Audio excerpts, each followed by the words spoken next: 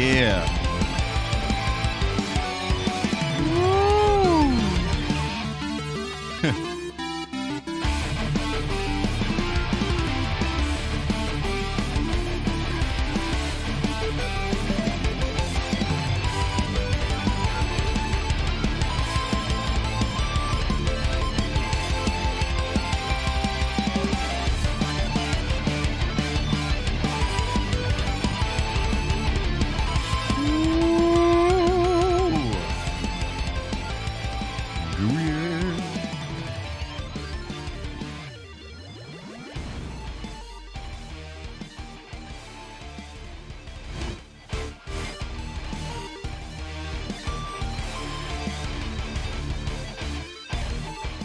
Oh, man.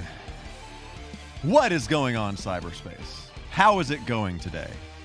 Hopefully everybody out there in cyberspace land is doing well.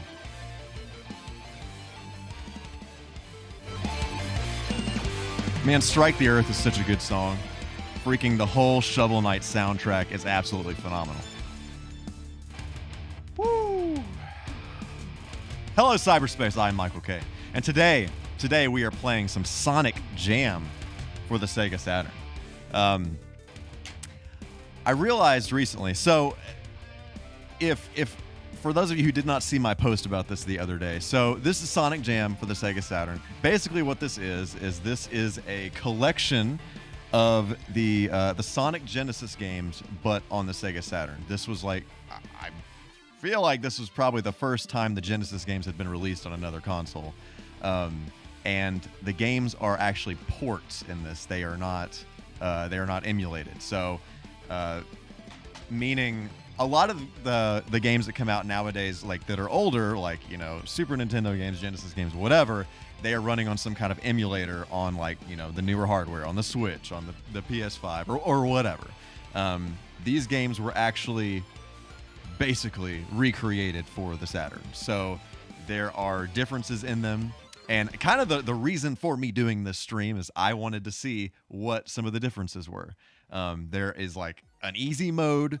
There's a normal mode, which is actually easier than the original Genesis mode. So that's the one that I'm gonna play today and see what all they changed in it. The big thing was they added the spin dash into Sonic 1. So that's cool. And there's also like a 3D, like, it basically was like a tech demo for Sonic Adventure, pretty much. But it's like a little 3D, small little world where you can do these little missions, and you can watch different pieces of content, and like there's a bunch of like video content that was like specific to Japan that you could only see in Japan, and so that was like the first time I had seen a bunch of that stuff, like the Japanese intro for Sonic CD and stuff like that. So, anyways. Oh, Mango, I am not going to do that. Absolutely not.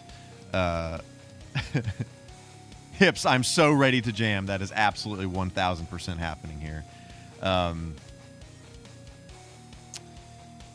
Of course, Steven is working. Mango, what is wrong with you? Why wouldn't he be working? It is totally possible to allow a voice to enter your ear holes while you are doing work at the same time. That's totally a thing that people can do. It's totally possible. Okay. So, let us dive right on into this situation here. Oh, just in time for this this lovely intro cinematic. Floofy Girl, 1981, what is going on? How are you doing today? Sonic Jam. Love it. Okay. So let's we're just gonna dive right in here into some of the Genesis stuff. I don't really have a plan for this. I was gonna just play Sonic 3 and Knuckles and just roll with it. I kind of want to see Sonic 2 as well. I don't want to play Sonic 1 because I don't really like replaying Sonic 1. Not gonna lie. Not gonna lie at all.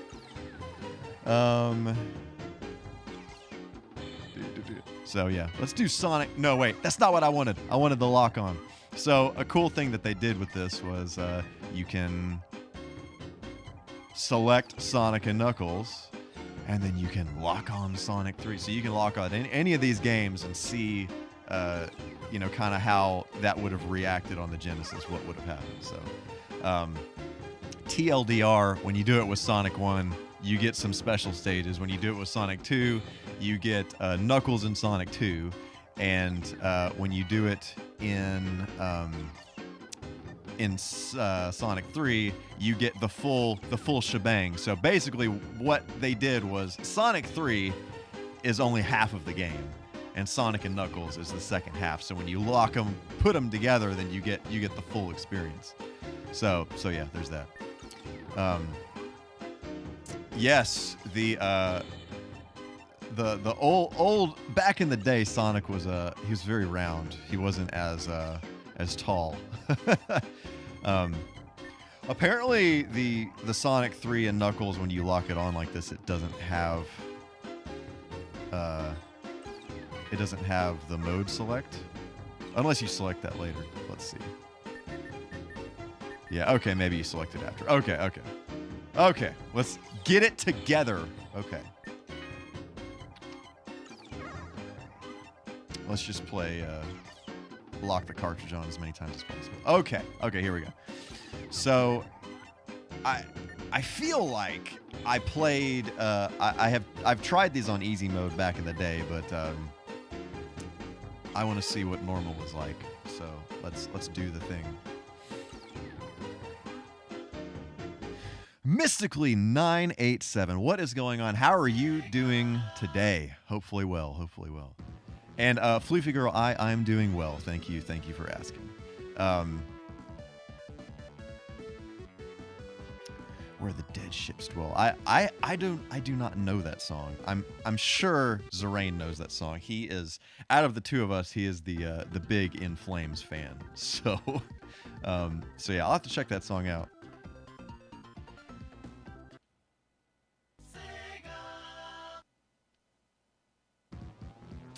So I can already tell that the frame rate of that animation was something about it was smoother. So I don't know.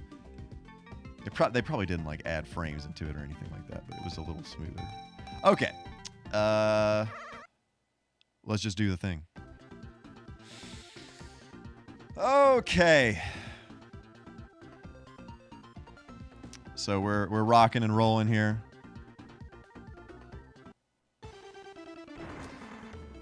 And oh no, Knuckles has wrecked the party and stolen all the Chaos Emeralds. So I don't know, like, in Sonic lore, you know, when this actually takes place or whatever, but it kind of seems to me that this happens like immediately after Sonic 2. Like you're on the tornado there, riding down from the Death Egg after you've defeated Robotnik, and like you're just like you're right back into action. No rest whatsoever. All right. So I am not going to, in interest of time, I'm not going to do all of these special stages. I'm not going to do it. It would turn this stream into a very, like, an all-day situation. I did do that in Sonic Mania, though. I did do all of the special stages in Sonic Mania, and it was that was quite a thing.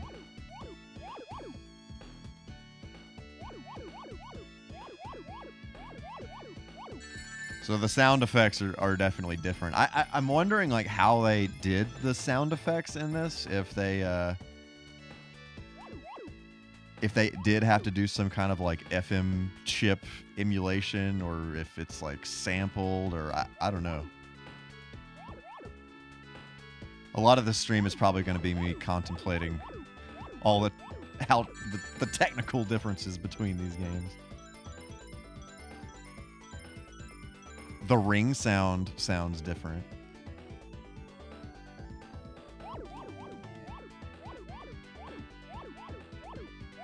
Yeah. Da, da, da, da, da, da, da, da.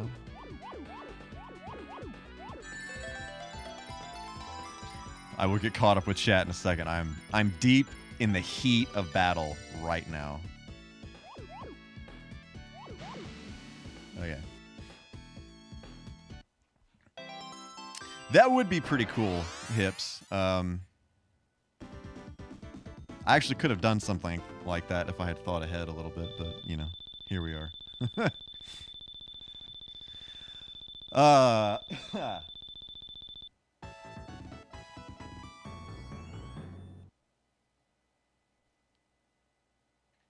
Cool, yeah, I will definitely check that out, Floofy Girl.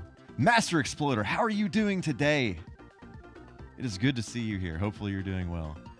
Yes, they do definitely get harder. The first one is not that bad, and then they start getting pretty crazy. There's one I can't remember. So when you have Sonic 3 and Knuckles together, they're actually, and I don't really know, like, they don't really explain this like lore-wise or whatever, but there are 2 sets of Chaos Emeralds. There's like the first 6 that you get in Sonic 3, or the first 7 that you get in Sonic 3, and then the next 7 you get in the Sonic and Knuckles portion of the game.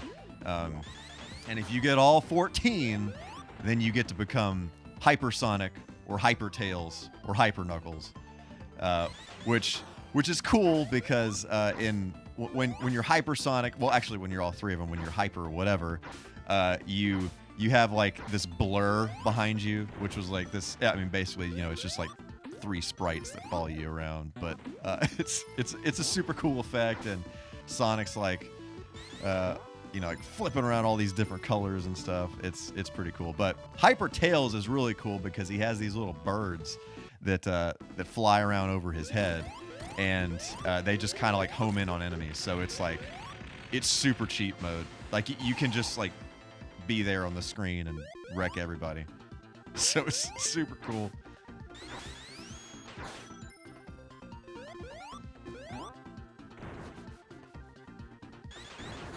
I really would, I'm not doing that. I'm just not doing it. We're not doing that here. No more special stages unless I accidentally do the thing here. Yeah, I really think Hyper Tails is the best. He's not my favorite one, but I mean, like, out of all of them, it's like, it's just, it's great. It's great. You just stand there and he just kills everything. However, I can't remember if Supersonic has this. I know Hypersonic does, where you can do this double jump thing like this. But when you do it, it like flashes the screen and kills stuff on the screen.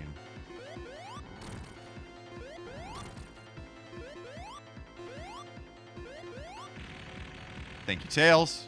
Appreciate that.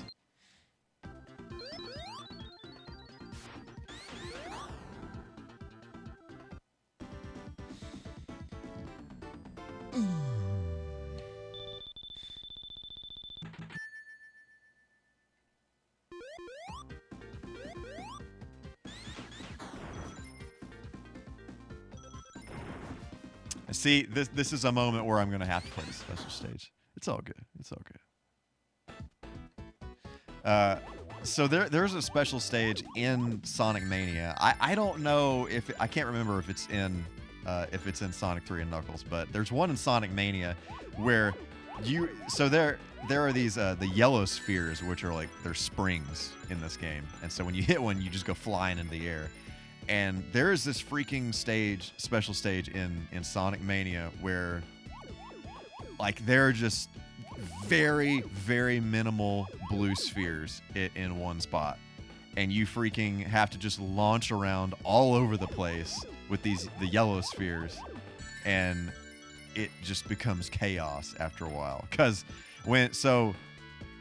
in this game, whenever you go around the perimeter of the spheres, it, destroys them like that and turns them into rings. But if you go through and you collect them all, like you go up and down the rows, they don't go away. And so in that stage where you're springing around, they're freaking. They're like in groups of 4, so they don't go away. So it's just like you're springing around with all these red spheres everywhere, and it's just total and complete chaos.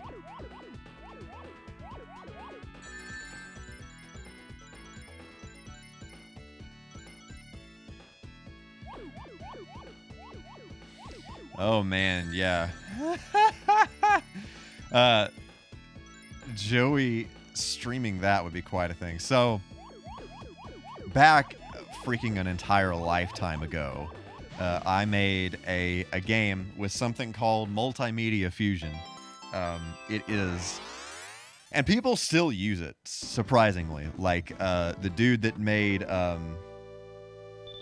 what's that game called? Freedom Planet. So there's a game, an indie game called Freedom Planet. It's basically like a Sonic clone with different characters and stuff in it.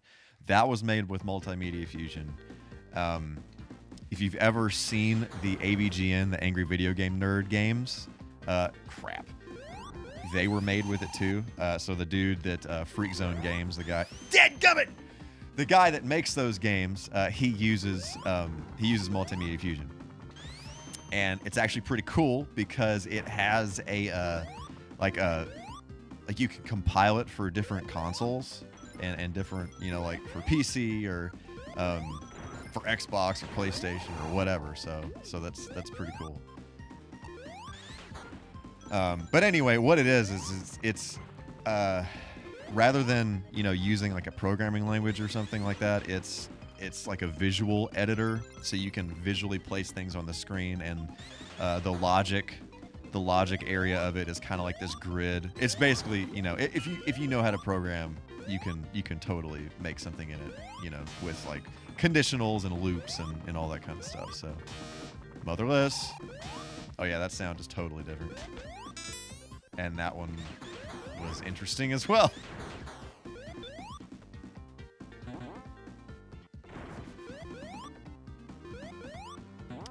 I feel like some of the sound almost sounds like a little muffled, and I don't know. I don't know. This is very, very interesting.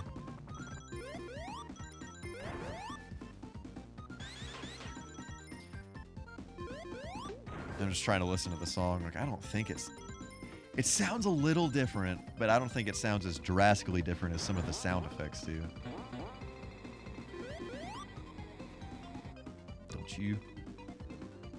Got more of these Mega Man blocks here. Anyway, so back to Joey. Joey was a game that I made that was basically like a Mega Man clone, pretty much. That was a game that I made like in high school, and it took forever, and I didn't know what I was doing, and yeah, it's just, yeah, it's probably trash. But I found recently I found a spool of old CDRs that had a bunch of stuff backed up on it, because that's how you backed stuff up back in the day. You just burned it on a CDR, and you got your backup. Freaking Tails, come on now. So it had several of those old files from Multimedia Fusion on it. So I've been wanting to get into some of those files and kind of see what they looked like, but I don't even know if like the newest version of Multimedia Fusion would run that stuff.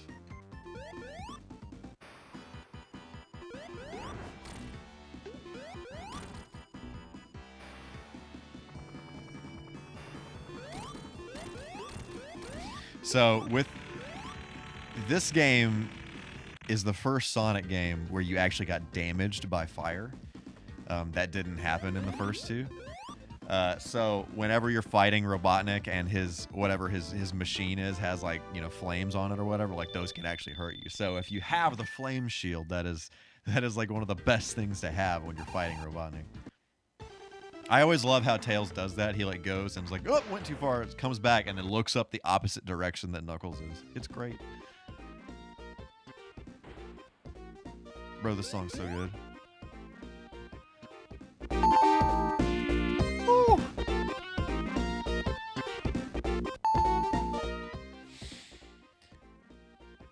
just occurred to me. I remembered that in the menu you can turn on the timeout in this game, so that's pretty cool. Not the drowning, but so in Sonic games, when you get to, it's like 10 minutes or something like that. When you get to 10 minutes on the timer up there, it just kills you because you're too slow, apparently. The game just says, yeah, bro, you're hopeless.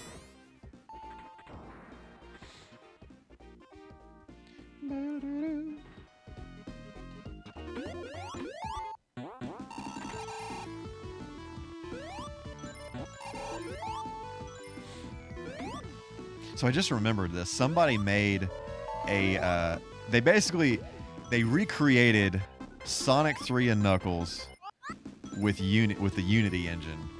And they did it with like,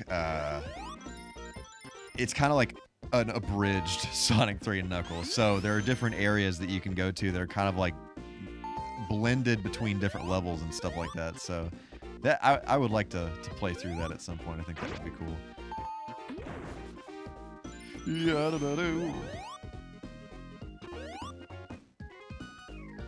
and they used like fancy 3D models with it. I think the one that I'm thinking of is with Unity. There's another 3D Sonic game called Sonic Robo Blast 2, I think, and it's like a fan-made thing that has literally been just in development. Like they're just actively working on it, like since literally I was making this Joey game when I was in high school. It has been around for a long time, and it was actually the first Sonic Robo Blast was one of the first Sonic fan games. Like there was a whole Sonic fan game community. This website, it was like Sonic Fan Games HQ. So you could go there and you could download. People would just make sprites, Sonic sprites, like backgrounds, characters, and all kinds of stuff for you to use in your own games. And honestly, that's where I got a lot of the stuff that I used in Joey. So it's kind of like a mixture of Mega Man and Sonic, basically. But there's a Twitter account. If I forgot what it's called. Something about, it's like Sonic Fan Games HQ Archive or something like that. And they actually like tweet about different Sonic fan games from back then. So pretty cool.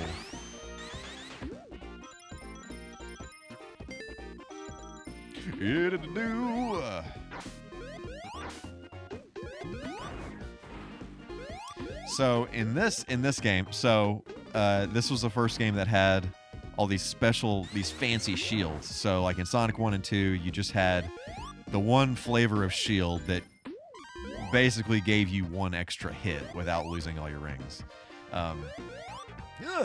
In this game, you got the fire shield, which it allows you to kind of dash forward, and it protects you from fire. So cool. And you got this bubble shield, which lets you breathe underwater because that's what bubbles do. They allow you to breathe underwater. Motherless. That was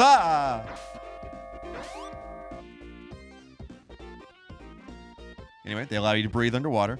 And you can also do this like bouncing thing like that where you just like you shoot down really quickly. Freaking. Okay. And then there's an electrical shield which allows you, it attracts rings to you, and then it also allows you to double jump. So pretty cool stuff. No special stages today, Captain.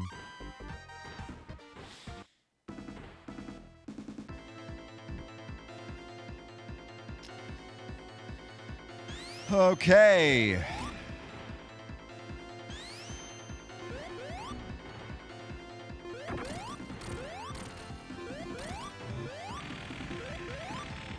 So playing through this game with Knuckles is actually, playing through Sonic 2 and Sonic 3 with Knuckles is actually more difficult because he cannot jump as high as Sonic. So, for whatever reason, I guess that was a mechanic that they came up with because he can climb and whatever, to, kind of even the score a little bit, but he cannot jump as high. So some of the things that you can do as Sonic, you cannot do as Knuckles. As far as like different areas and stuff like that. One specifically that I can think of that is just, it is a freaking nightmare with Knuckles, is the last boss in Sonic 2. So the last boss in Sonic 2 is this big mech, and in that level in Sonic 2, you don't get any rings, so one hit and you're dead.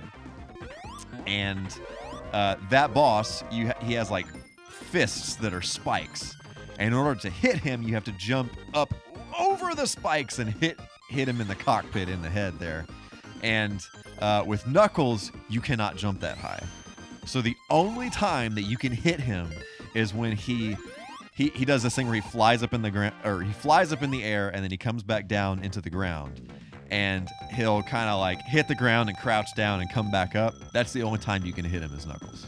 It makes it quite difficult.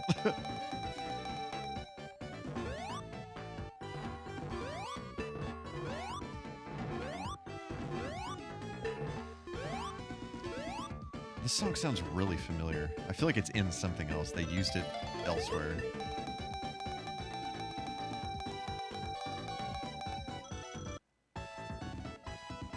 Shigga-digga-digga-doo. Let's just bail out of here. I'm done here. Well, now I can't freaking leave. Okay. Yeah-da-da-da-doo. All right. Yep, that was fantastic. Freaking flying sharks and spiky dudes. Okay. Okay, we're good here. We're golden. We're just coasting now.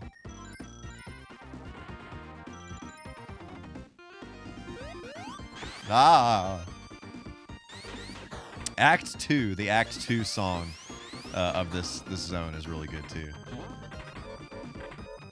Frick, Sonic 3 and Knuckles has some good music.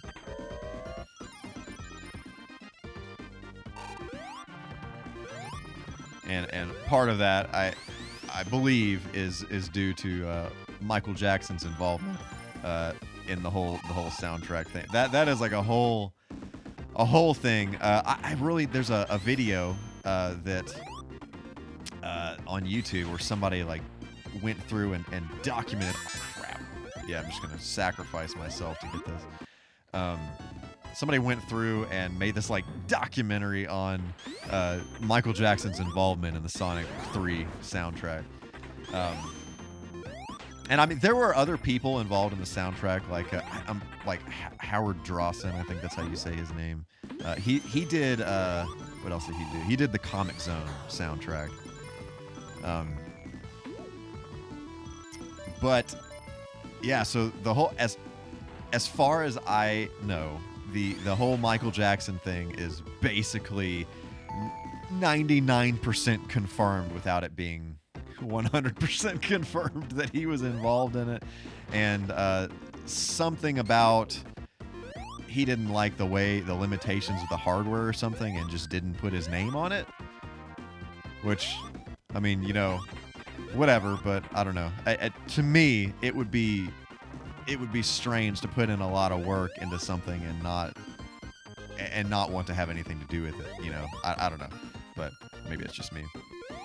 Yeah, so several of the songs, the whole thing with Sonic 3 and Knuckles is just, it's very strange. So if you notice, there have been plenty of re-releases of Sonic 1, Sonic 2, Sonic CD even, but not Sonic 3 and Knuckles.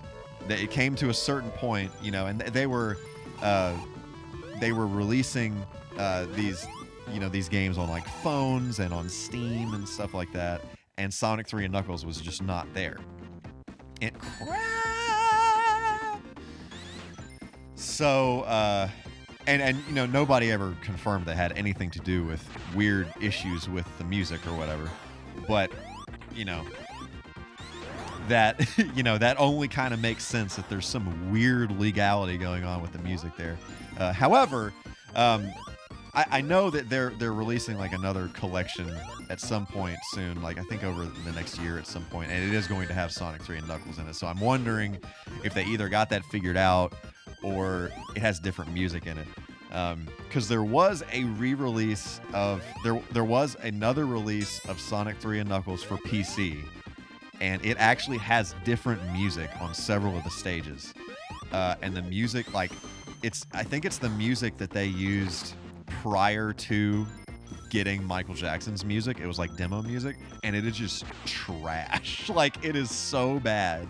It is so glaringly bad. But yeah, and back to the Michael Jackson thing, like, several of his songs actually, like, you can look up comparisons, and you can actually hear, like, the chord progression of this song sounds exactly like this song from this Sonic game, or like that is the case with several songs. It's not just like one or two. It is like, oh crap, it is like several songs. Several of Michael Jackson's songs have share similarities with the Sonic 3 soundtrack.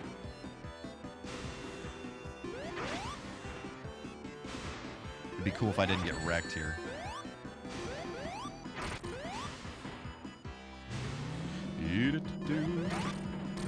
Oh, hate it, hate it, hate it.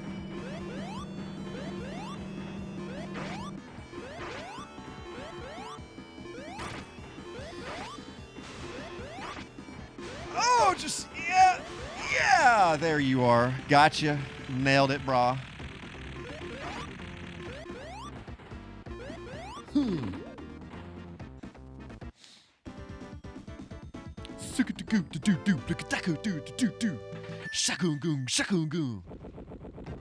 Screw.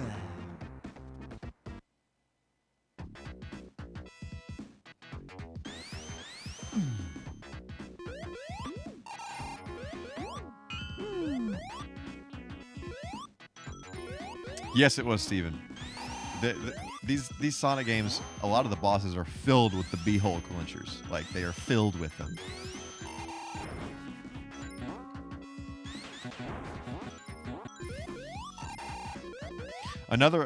One of my favorite things about playing with Knuckles in this game is, so he has, you know, his name is Knuckles because he has spiky knuckles. So when you're playing as him, anything that Sonic would have to, like, you know, dash into or roll into or whatever, he can literally just walk into. Like, he can just walk, like, you can just, like, walk like this, and then it's like you just tap it and it just erupts. It just explodes. It's great. You too. Whoa.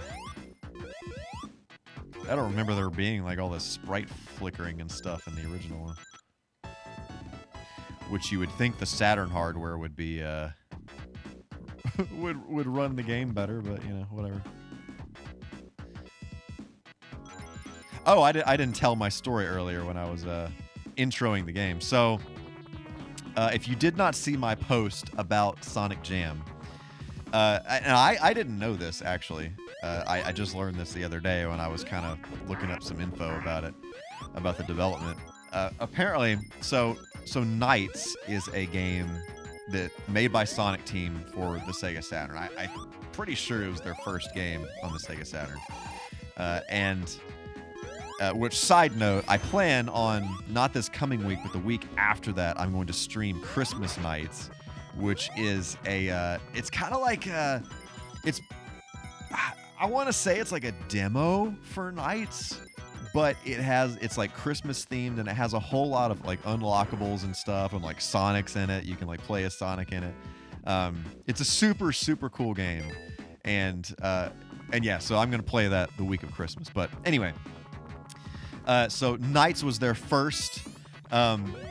Hips, I absolutely have to use that for it. I tried to play it with a regular controller, like this one with a D-pad. So for right now, I'm playing with this. It's made by Retrobit, but it is a officially licensed Sega Saturn controller made by Retrobit, but it's wireless on the Saturn. So. Anyway, yes, I will be using the 3D pad for that because I just freaking can't,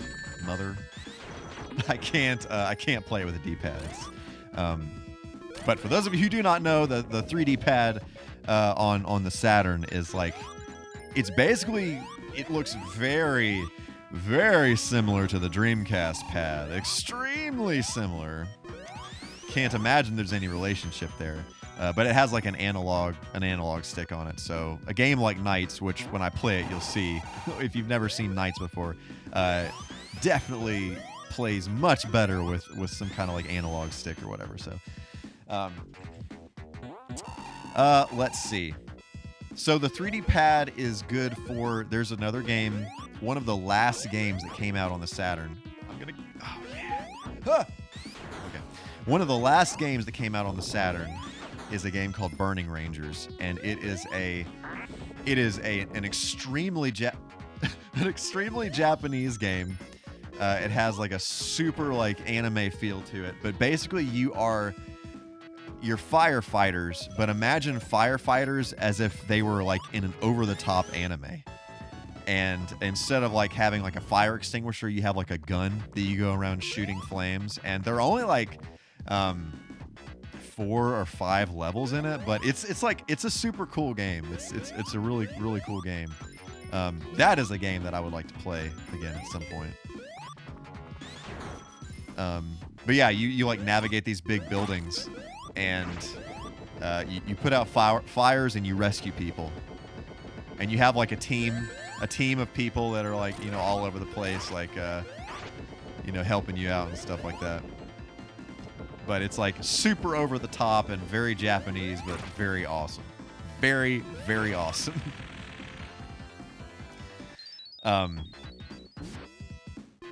Give me that.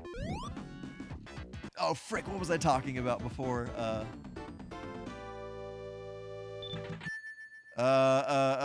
It's coming back to me. Oh, okay, so Sonic Team made Knights. What's going on, H2O Happy Dude? How are you doing today, brother? Hopefully fantastic.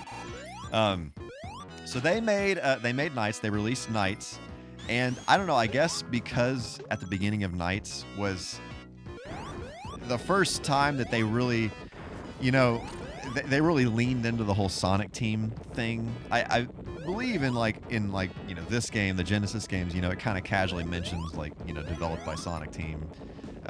But like at the beginning of Knights and this game, even if you saw it, it just like has a whole like Sonic head logo, and you know, it's like Sonic Team ring sound, ching, you know, that whole thing.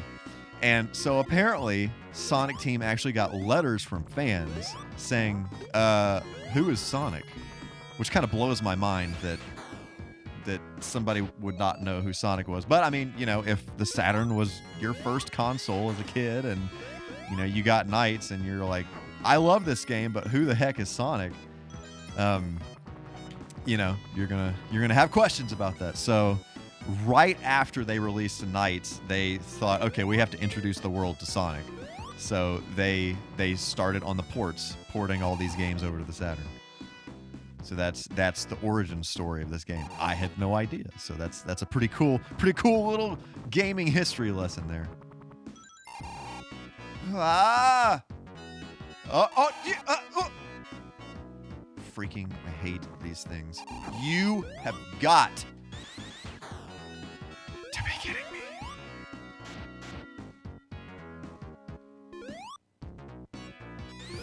Okay. I'm trying. Oh!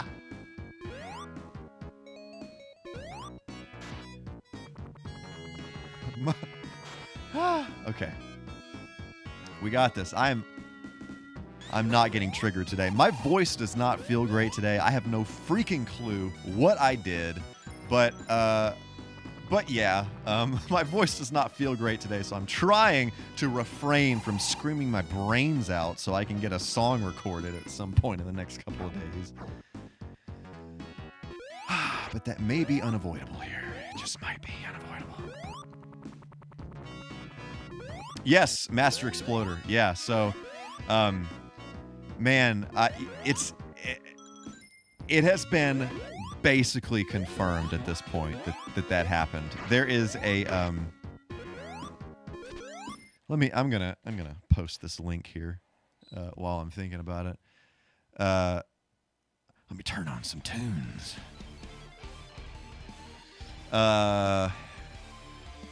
Where did I put this situation?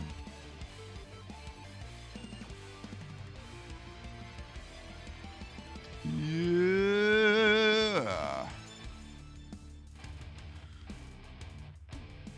Do do do do do. I'll get there. I'll get there. But yes, Master Exploder. Somebody made this whole like documentary on the whole thing, and I haven't watched it yet. I really, really want to watch it. It's on my list of things to do. Frick, where is this crap? Let me go over here. Come on. I know this is so riveting. This is the most riveting thing of all time. Okay, let me open up the YouTubles here and see if I can freaking find it. I added it to my watch later playlist, right? Right? Surely past me did that for future me. Surely that happened. Yes, here it is. Okay. I'll actually play a little bit of this video here in a second. Here is a link to the video. Where's my chat? What am I freaking doing? I be all over the place.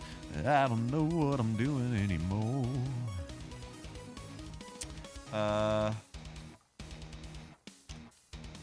Here's that video.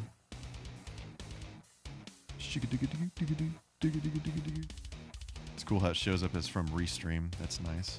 Probably should fix that at some point. So yeah, there's the video. This is specifically the part. Do I have a thing set up to share my screen? If so, that would be cool.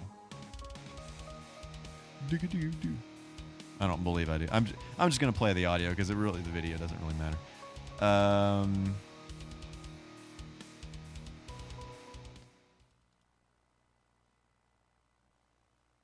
If this would... Oh, I have it muted. Lamau.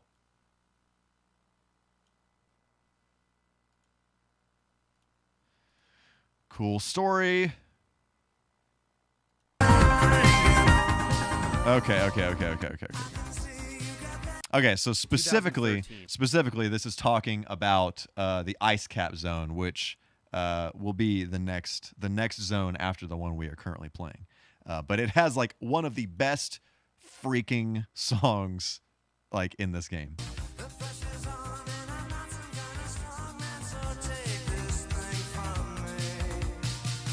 I don't want to get totally like copyright docs here, but yeah.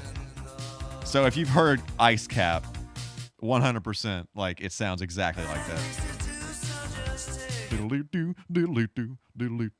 So yeah, that song is called Hard Times. So yeah, we'll get there in a moment. Okay. Whoa. Okay.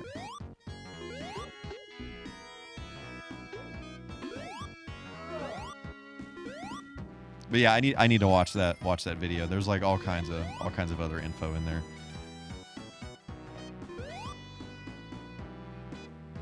Am I going the right way?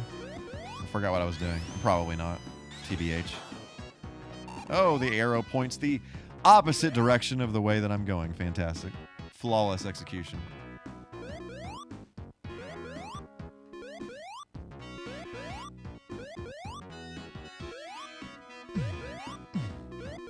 What do we have here?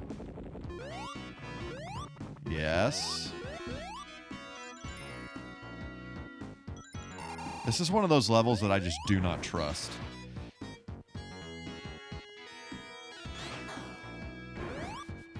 I think that's one of my favorite things about Sonic games, though. And this level is just not really that way. It is a little bit here, but I feel like in Sonic games, some of the best designed levels in Sonic games, the speed is more of a reward than it is, something like,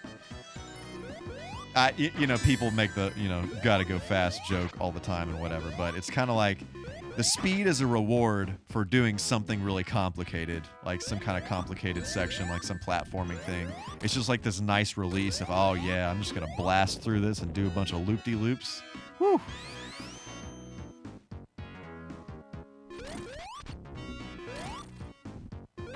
Yeah.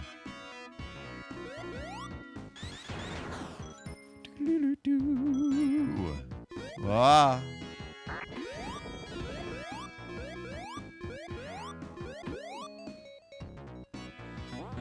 Scooby Doo boo da doo doo da doo sky.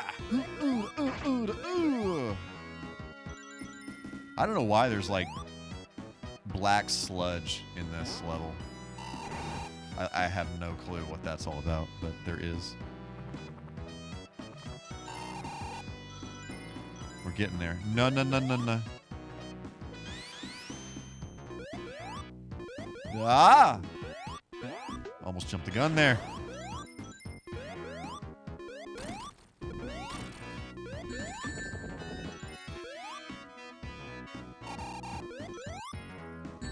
Freaking...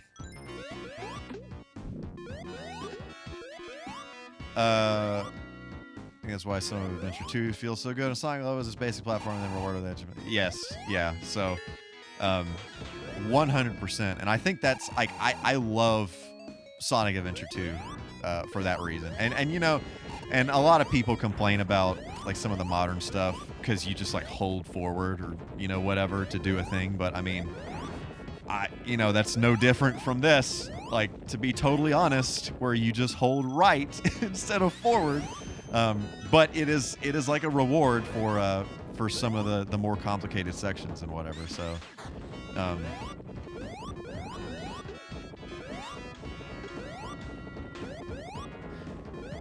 yeah, exactly. Hips. Like, oh crap. That exact thing. Like, people feel like they want to go super fast the whole time and they get frustrated with it and they're going too fast and all this stuff and they can't control it. I mean, there's definitely like you got to learn how to control the game, because when Sonic's going fast, I think one of my favorite implementations of controlling Sonic, and I don't think they have done this in any other game other than this one, but Sonic Lost World for the Wii U and the PC. So it kind of has like almost like a Mario Galaxy kind of vibe to it, as far as like some of the weird like gravity defying things that you do. But it's if you don't hold down a trigger, then you're kind of like jogging. You're briskly jogging. If you hold down a trigger, then you're running. So it's kind of like a good kind of way to, throttle your speed.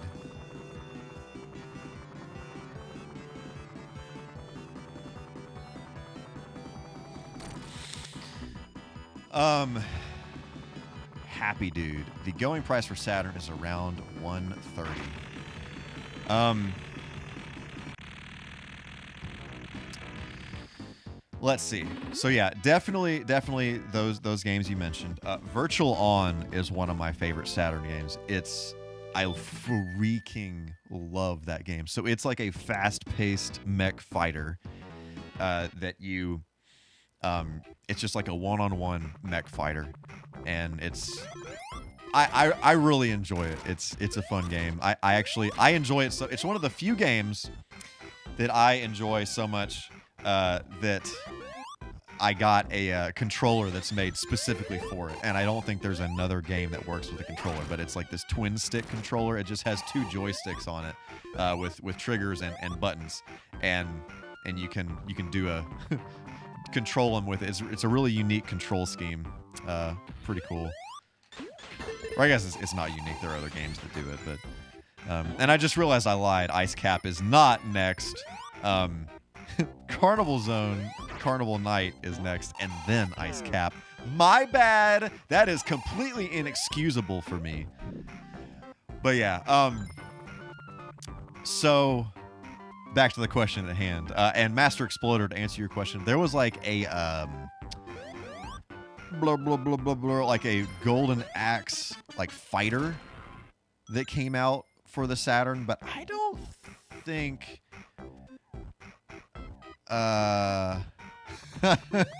yes, Steven, exactly. I don't think there was a traditional Golden Axe game that came out for it, but I could be wrong. There was a there's a game called pretty sure it's called Guardian Heroes. It's a game that I need to play. I've like kind of dabbled in it. I haven't really given it a whole lot of time. I really need to play it, but oh man, it's one of these freaking. It's a really good game for the Saturn, by the way. Oh, and side note, Happy Dude, 1000%. Like if you want to start collecting Saturn stuff or whatever, like go the Japanese route, because the U.S. games are just ridiculously expensive, absolutely insane. And you can, like in the case of Sonic Jam, you know, there's not a whole lot of like reading to do in this. So, and I haven't played the Japanese Sonic Jam, but I mean, like, you know, if you can get by with, you know, kind of guessing on some menu selections, then, you know, just get the Japanese version, which costs nowhere near as much as the US version does. Or something like, you know, Virtua Fighter, or something that, like, a non-RPG, basically, is what I'm saying. Definitely the Japanese route is the way to go with the Saturn. The US stuff has just gotten way too expensive. But anyway, so Guardian Heroes, I'm pretty sure that's what it's called, Guardian Heroes. It's this beautiful mix. So 32-bit sprite work is something that just, there weren't a whole lot of games that did it, because, you know, everyone was moving to 3D at this point. Everyone wanted, you know, to move to the 3D, like the Mario 64 and like the Crash Bandicoot and Bubsy 3D, you know, all that kind of stuff. For better or worse, everyone wanted to move to 3D. So, you know, there weren't as many of these like really cool sprite-based games. And so Guardian Heroes is one of those games. It's like the 32-bit sprite work. There's just something about the way that the 32-bit sprites look. It's just beautiful. It's perfection.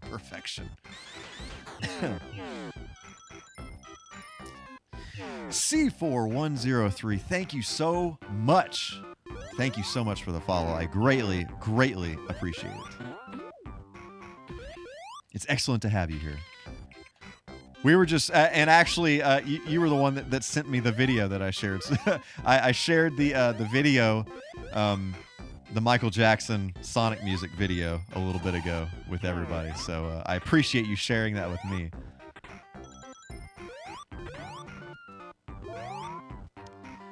Other game. Let me try to think of other games. Oh, freaking Tails! You're okay. I'm trying to think of other games without actually looking. Man, I have like a whole list of Japanese games, which I like have, you know, crazy Japanese titles that I cannot pronounce, that are all like really good, and that's where a lot of games came out in Japan that did not come out in the U.S.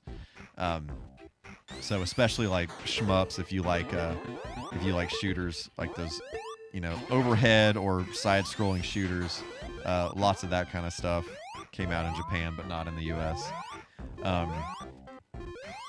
What else? There's a game that I really like called Into the Hunt, which I actually have on the PlayStation. Shout out to Steven for giving me a tremendous deal on that game. I love that game, but it did come out on the Saturn as well. But think of it as you're a submarine, but it's kind of like a metal slug, but you're a submarine, and you can you can shoot up, you can drop bombs, like drop bombs and shoot down. But it has like a very Metal Slug feel to it. The bosses are really like super over the top, like kind of made me think of like something like Bayonetta, where like the bosses in Bayonetta are just like so freaking ridiculous and over the top. Like the bosses are just crazy. Just imagine this little submarine fighting this gigantic mech that's like climbing up and chasing you and stuff. So Into the Hunt is good.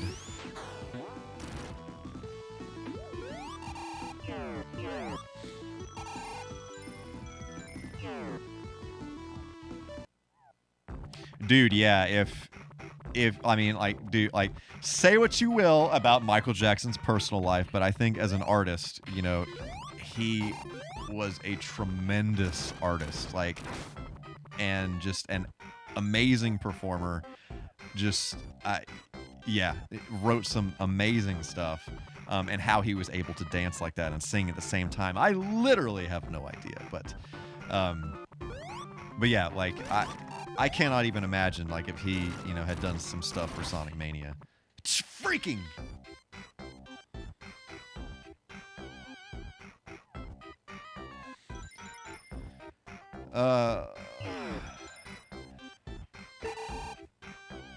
Oh, yeah, yeah, absolutely. Absolutely. Surrounded by phenomenal musicians.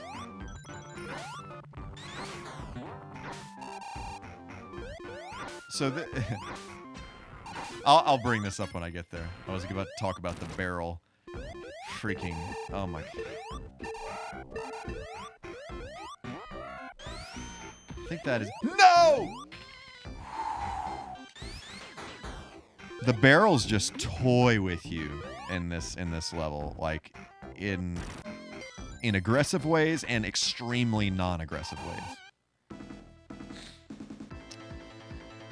Oh, the Street Fighter collection. Yeah. Yeah, man. Is that the Japanese version that's that expensive, or is that just the US version? I know, Steven, I thought I was too.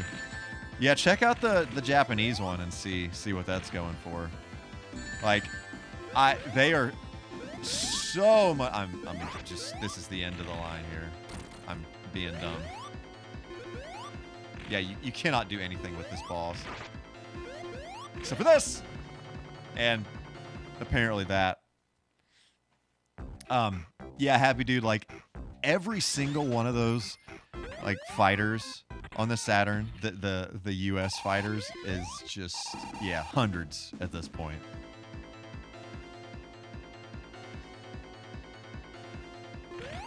But those 100% freaking get it together. Get it together. Yeah. Thank you.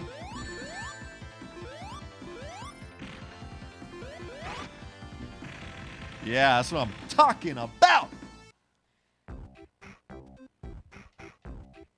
Happy Dude, if you go to eBay, you can filter by sold auctions, and it will tell you. Actually, you know what? I'll do it right here and right now, because I'm curious now.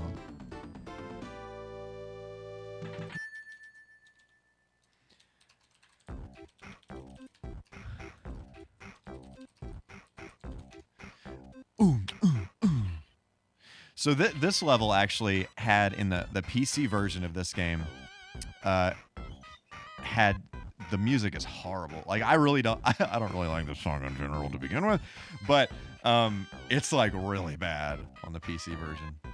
Yeah, Happy Dude, it looks like you can get one complete, the Japanese version, for about $44. Totally complete. And let me tell you, I have gotten several games from Japan, and I don't know what it is. I don't know if they just take care of their stuff better than people in the US did, but bro, it is some minty stuff. Like, pretty much every Saturn game, Japanese Saturn game I've gotten from over there is in fantastic condition.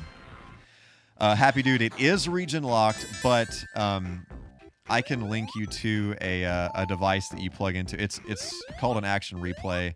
They're about $30, I think, something like that.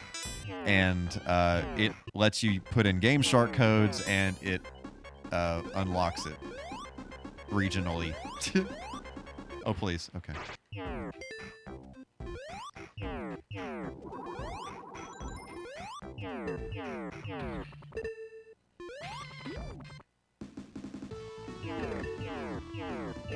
Do do do do do.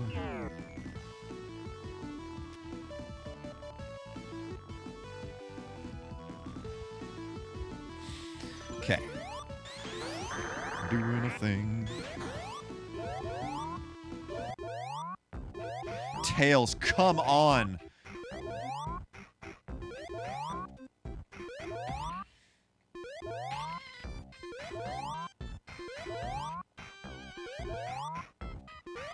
Okay. Freaking. I'm not going over there. Yeah, I am. I lied. What's over here? Oh, a different area. A different area. Maybe it's a shortcut.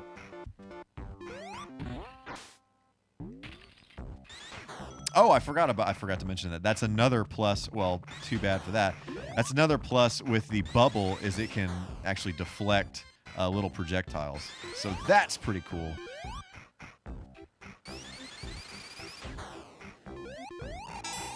Dead freaking gummit.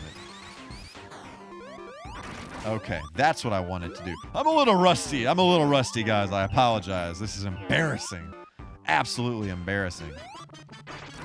Freaking motherless.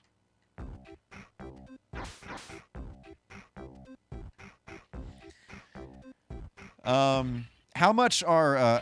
you could get a Japanese Sega Saturn and unlock it the other direction. That's totally a thing. Freaking crap. Bro, come on now. There's something about the way that the floor is there. It's like, it slows you down. It's bogus. Absolutely bogus.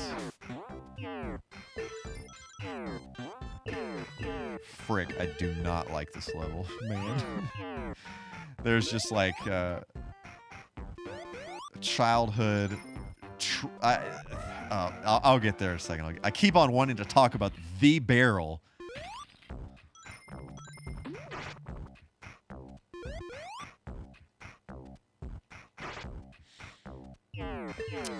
Yeah, 80 loose. That's not too bad.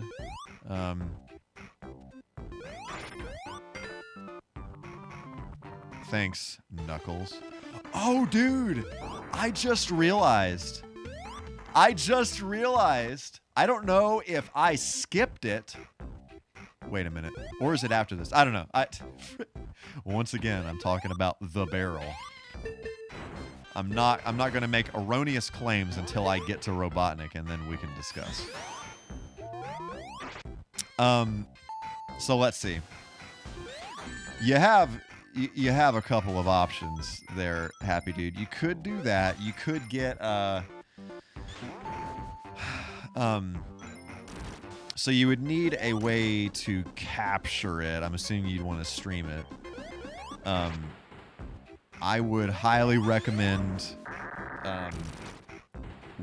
so you don't break the bank unless you want to break the bank.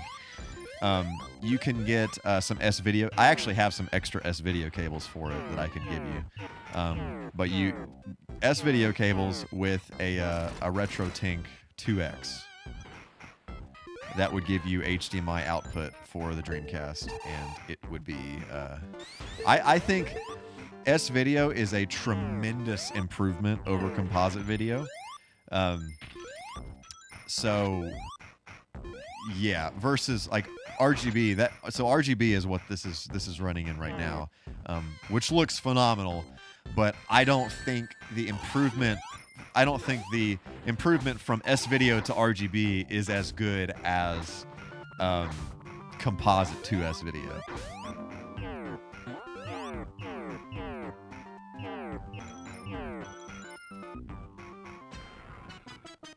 Oh yeah, yeah. Yeah, the Dreamcast looks fantastic with one of those VGA boxes or some other equivalent. It is a fantastic looking system. I remember hooking that up to a PC monitor for the first time and playing Sonic Adventure 2, and it was just it was a spiritual experience. It was phenomenal. Bro, there is something about all the ramps in this level that it slows you down every time you hit this like the corner there, like right before the corner.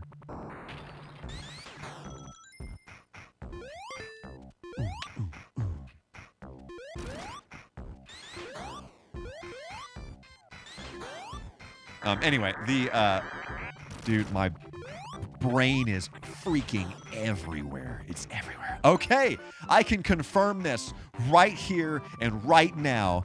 So, I'm gonna talk about the barrel because they took the barrel out in this. That's like one big change that they did in this.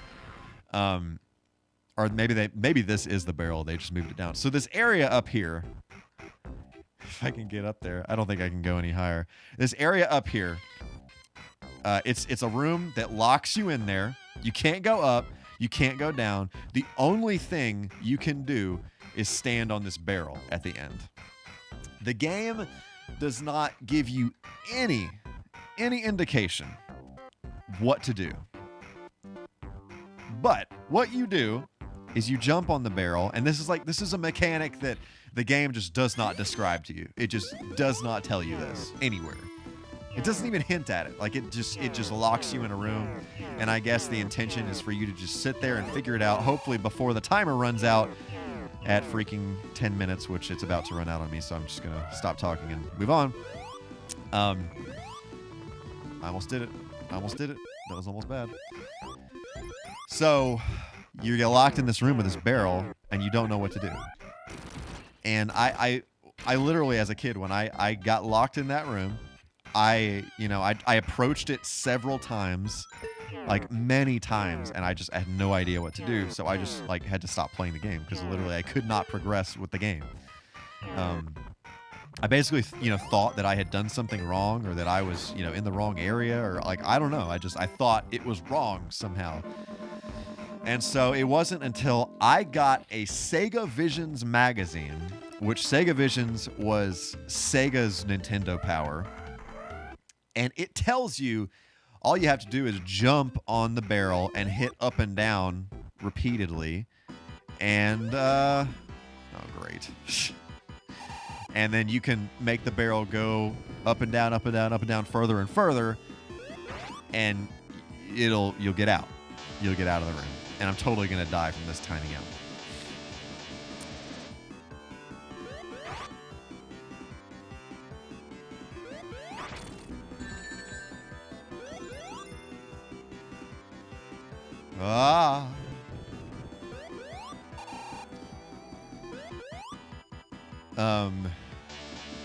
Let's see. So, C4, you said first I was going to pay vegetables, local farm, $4 an hour, saved all the money, made the money.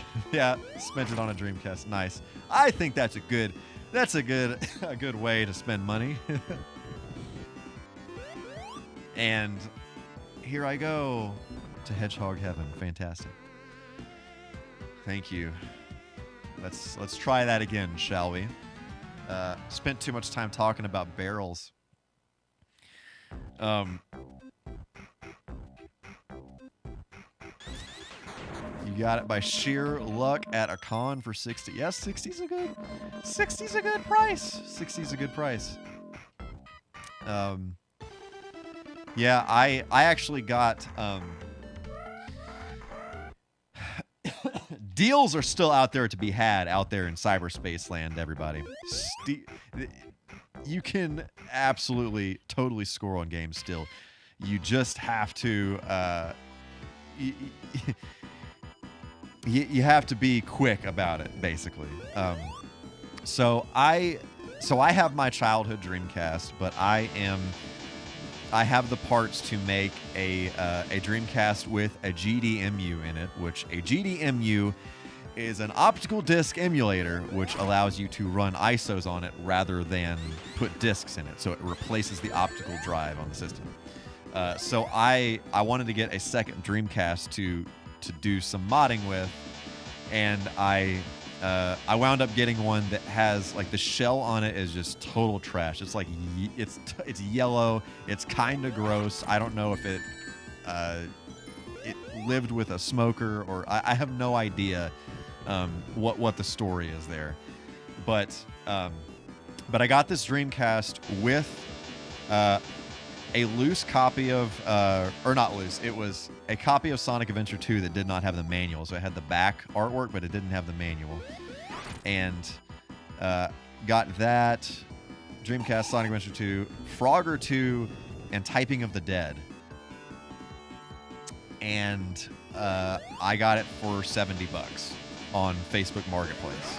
So and I ended up I already have Sonic Adventure 2.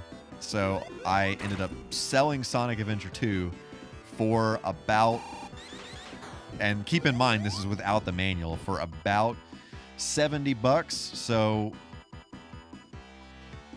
what just happened? Okay, he is not on the screen right now. Jeez. Okay.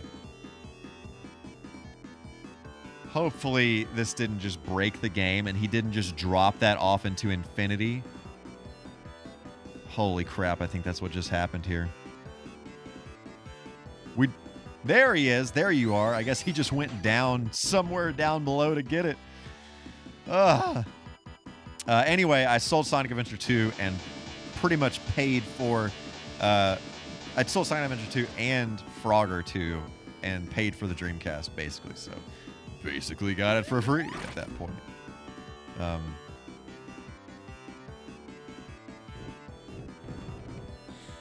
Yeah, they absolutely do not know how much some of this old stuff is worth.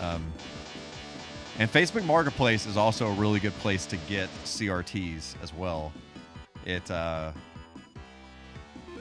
lot of people are just like giving them away on there.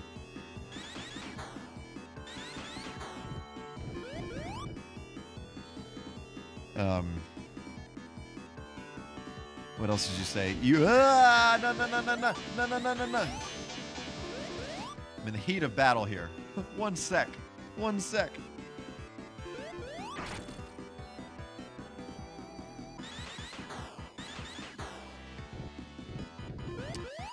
Replace the drive, thanks. Yeah, dude, those modded Xboxes are a thing. Yeah, like especially like if you want to play, like install emulators and stuff on them, like you can play all kinds of stuff on those things. There it is. But anyway, I wanted specifically to get a Dreamcast that was in bad physical condition but worked.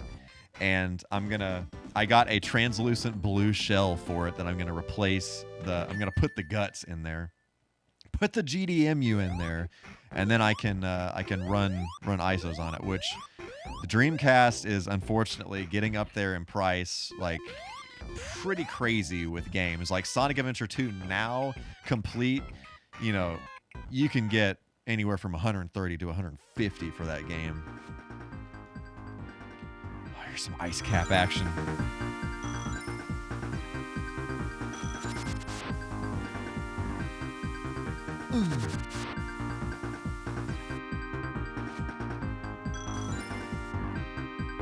So good.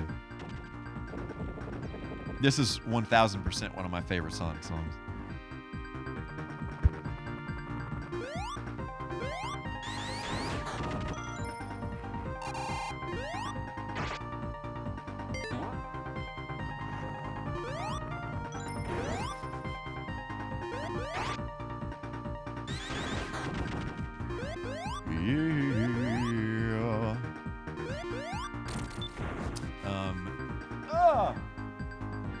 Man, I have my freaking font so big here so I can see it from across there. I've got to figure out a better chat monitoring situation here.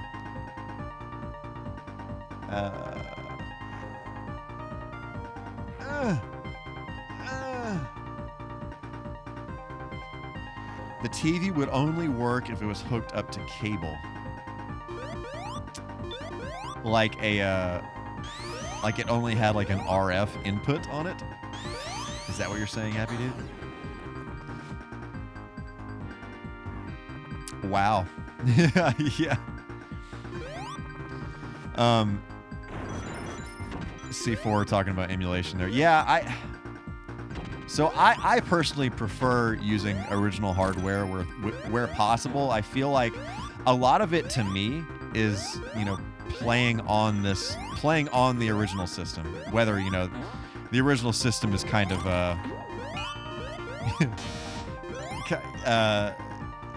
not necessarily on a CRT, although I'm getting back into that. But you know, whether the original system is like augmented in some way, but I like playing on the original hardware. There's just something about the feel of it to me. It's like this whole well-rounded experience. But like, you know, 1000%, I think it's awesome, like, that anybody is even playing these old games in general. So, like, you know, however you want to play, you know, these old games, like, do whatever works for you. It's like the whole nothing on this planet freaking makes me cringe. And I say this as someone who used to be this way. Nothing on this planet makes me cringe more than the whole console wars thing. You know, Xbox is better than PlayStation, and PlayStation is better than Xbox, and OMG, PC Master Race, and I want to play my game on this hardware, and you want to play your game on this hardware. I just cannot even with that. Just play the game on whatever piece of hardware is what works for you. Whatever piece of hardware makes the game experience most enjoyable for you, play the game on that. And that's it. Just enjoy the game. Just play the freaking game. And, you know, I mean, like, especially with the retro stuff, you know, if you want to play all of your, you know, all of your old Sonic and Mario games on a modded Wii, then go for it. That's great. That's fantastic. At least you're playing the old stuff. There's like so many great retro games that, you know, that I think it's such a great thing that they are acceptable, or that they're acceptable, that they are, that there are ways, there are so many options to play those games, you know? There are just so many different options.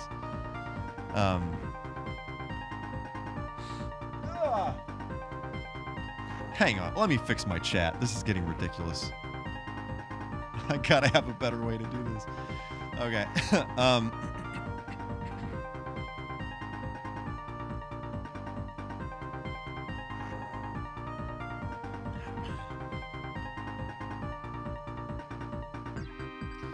The Sonicon Retro emulation console.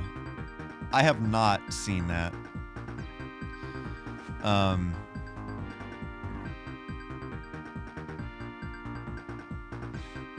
Yeah, I love Voltar C4. I have actually followed several of his tutorials. Learned a lot about soldering from him. So that, yeah, his videos are very, very useful. He has a very he's very funny. He's like one of those people that's just like, I don't know, he just has like a very dry, I don't know what it is about his humor, but it's amusing. He's like, I've heard it described, he's like the Bob Ross of soldering. He's just great to listen to.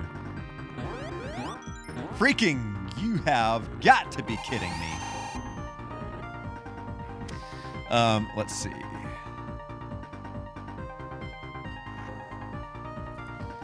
Yeah, and Voltar actually was the one that kind of inspired me to start replacing capacitors and stuff in my older systems to, you know, give them a, you know, fresh life. That was great. That was great. To give them more life, you know. How much has been gaming since August, since you got a job, and I did math on emulation switch. Yeah, emulation is 100%, 1000% way cheaper if you don't mind going that route. Freaking crap.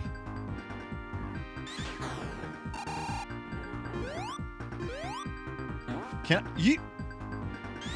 Motherless. Yeah, I know there is there's one cap in the original Xbox that is very prone to leakage. And I really need to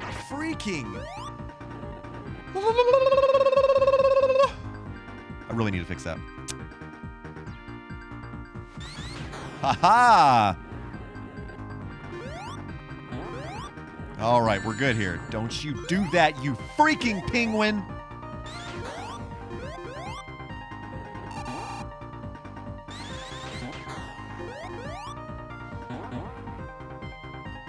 Yeah, there it is. There it is. Just gotta focus. I just had to have a sip of coffee there. Oh, that was almost tragic. Yes, I did in fact have to do that, C4. I feel like I am dealing with some kind of a little bit of a delay here. And it's making some things a little bit difficult. I'm not sure if it's this controller or what the heck it actually is, but yeah. I'm usually spin-dash-jumping all over the place in these games, but making things a little bit difficult here.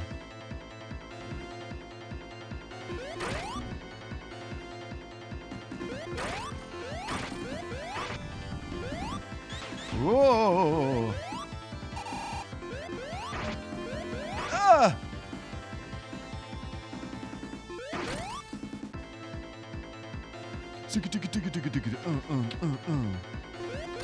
Yeah. Beautiful. Perfection.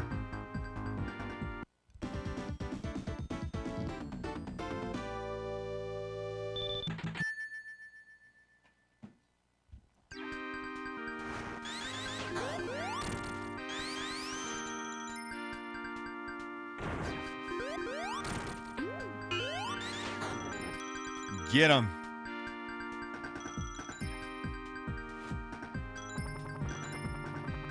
I love how in Sonic 3 that the Act 2 level, and they didn't do this in Sonic 2 or Sonic 1, but the Act 2 of each zone has different music from Act 1. I think that's a really cool detail. And obviously, you know, you have to make freaking twice as much music to do it that way. But super cool detail that they did that.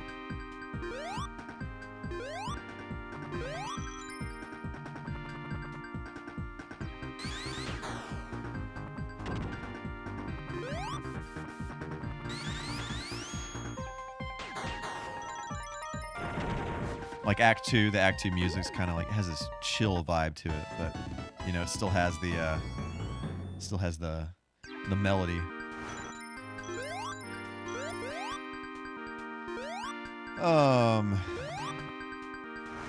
The Xeno series. I actually have not played any of the Xeno series, unfortunately.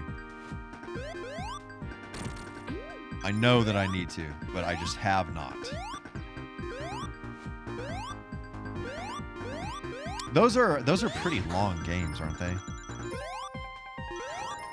How long is a playthrough of those games? The last thing I need is to start like another super long game. So right now I'm playing Final Fantasy VIII, which is taking forever. I don't know. I have no idea how much more time I have in the game. But it seems like every game that I want to play, like on the PS1, like I just have so many JRPGs lined up. It's crazy. And I just don't want to, Oh no, don't do it! I like to do this thing where I start a JRPG and then I finish it and then I will play I'll play another retro game, like another shorter game, like maybe 10 to 15 hours or something, and then I'll dive into like another JRPG.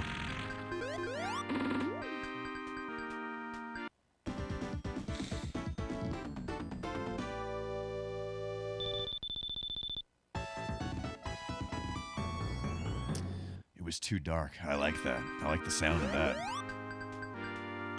Yeah, I need to. I definitely need to add that game to the list.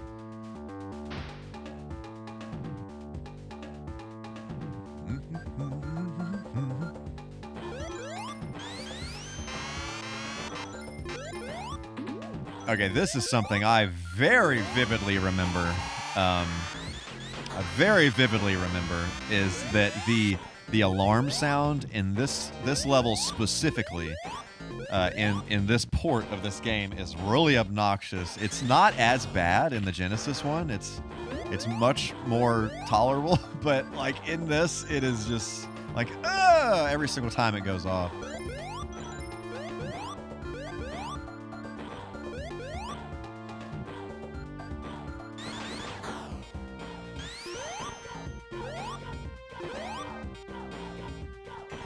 Wow, okay, that's cool. Yeah, it's interesting how, you know, if you go back and you play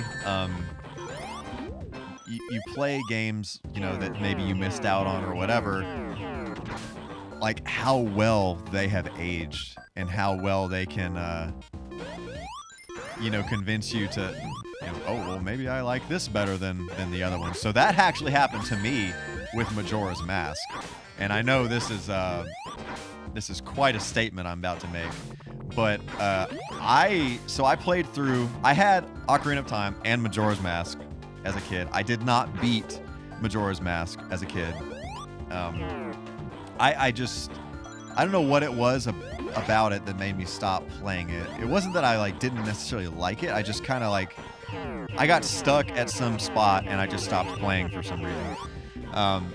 And so, you know, I've always loved Ocarina of Time. Always, you know, Ocarina of Time is a phenomenal game, 1000%. But I played through Majora's Mask about 6 years ago or something like that, and I absolutely love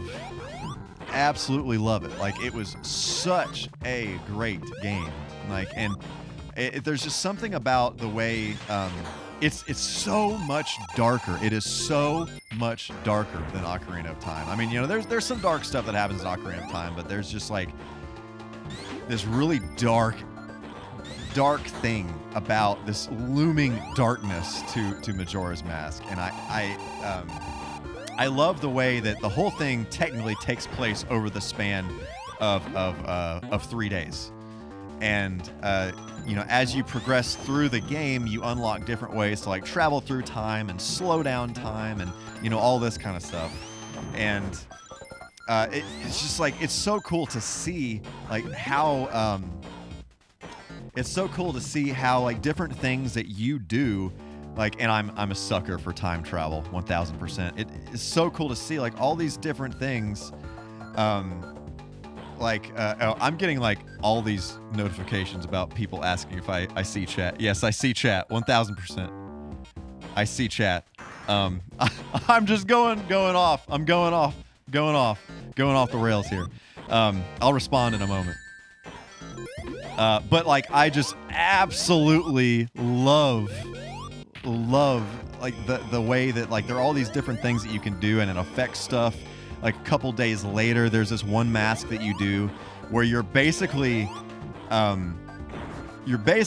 playing Cupid for this guy and this girl, and like it's just this insanely emotional thing where, like, spoilers if you want to experience this or whatever, but where you do all these different things to kind of like bring them together, and literally in order to get the mask, you have to witness them finally getting together literally right before the end of the world when they die.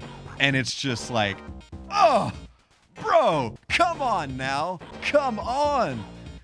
Video games just don't do that kind of stuff. Ugh. So anyway, let me freaking get caught up with chat here. Jeez.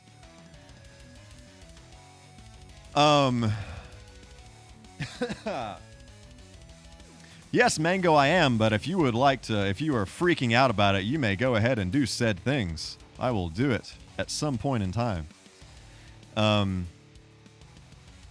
What is going on, Zorain? I apologize that I missed you. I missed you earlier. La la la la la la.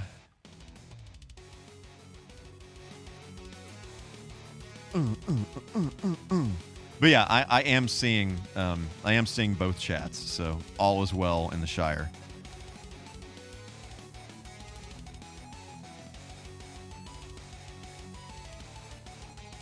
Yeah, you can the 3DS ports of Ocarina of Time and Majora's Mask are really good.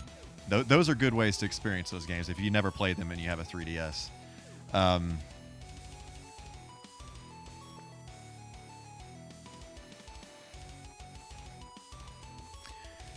So, Steven, how do you say your I say you effed.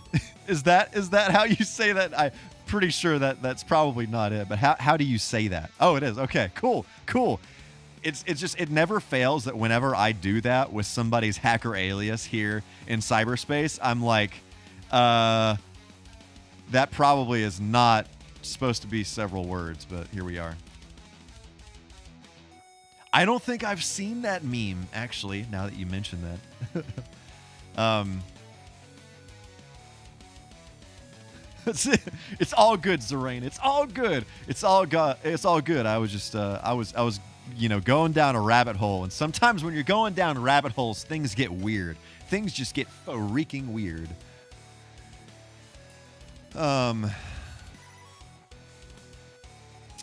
Mario 64 with a keyboard sounds horrible. I can't imagine playing that with a keyboard. Man.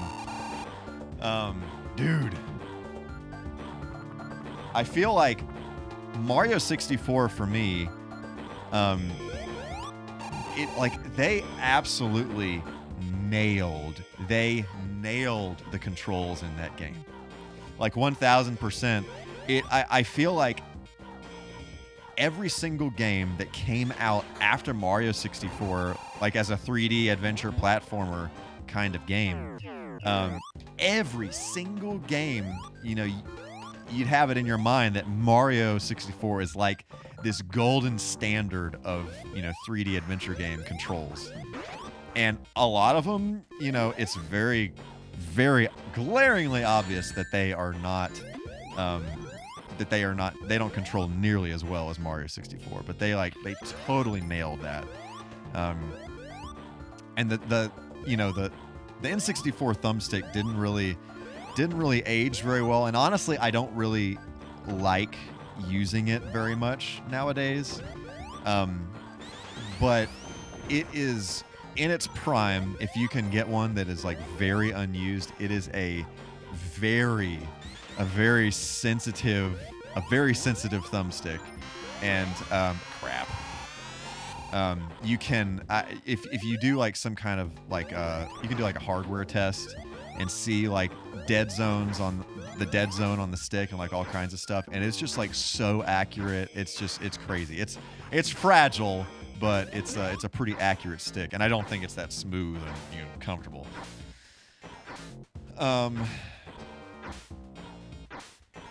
Almost 10 years.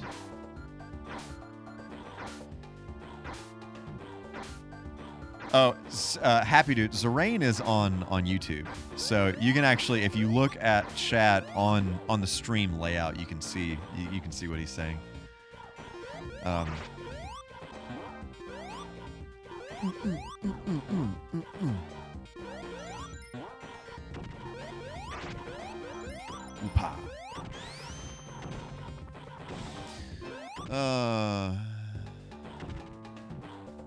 Yes. Yeah, Steven, I'll get back to you on that. How much are they? Because there might be a better option depending on how much they are. Honestly, a lot of the emulation stuff. They do this thing. Oh, dadgummit! They do this thing where it's called like the retro community calls it like hardware on a chip, and so it's basically like whatever game or whatever system, like, you know, on this single chip that's on the board. And it's not like a fancy FPGA chip or anything like that. It's just like this really cheap hardware that is made to emulate the systems or whatever.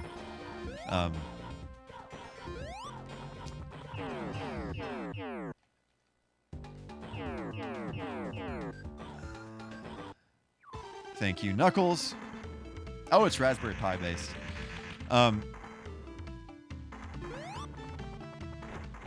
Let me see. So yeah, we can talk about it later. You effed. We could talk about it later. But yeah, there might be another Raspberry Pi kind of situation that might be a little bit cheaper than that. Right, C4, exactly. There might be a Raspberry Pi situation that's a little bit cheaper than that, and I literally, so I have curated ROM packs for, I mean, probably anything you would want to play, to be totally and completely honest. They are curated by some people in the retro community, and if you've ever gone to try and download ROMs before, you will see that there are all different kinds of ROM revisions and, you know, languages, all these different versions of ROMs. And so you can download like a gigantic package of ROMs, and it has like 20 versions of each game. It's obnoxious. I have a curated list where people have gone through and they have organized them into neatly accessible folders, like, you know, A through C, you know, and so on. And they have removed all of these extra games, all these extra ROM stuff or all these extra revisions and all that. So it's very easy to track down what you want to play in these games. And they even have like patched games, different like cool hacks, cool ROM hacks and stuff like that.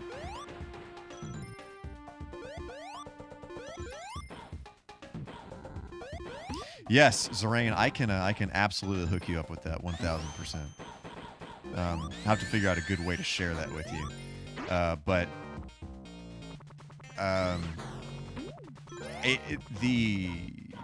trying to think what it doesn't have. As far as like disc-based games, I don't have everything for those because those take up a whole lot of space, and I need more hard drive space to be able to keep all that. But like especially all of the retros, like, you know, cartridge-based systems, all that stuff is well organized and well curated. So, freaking crap.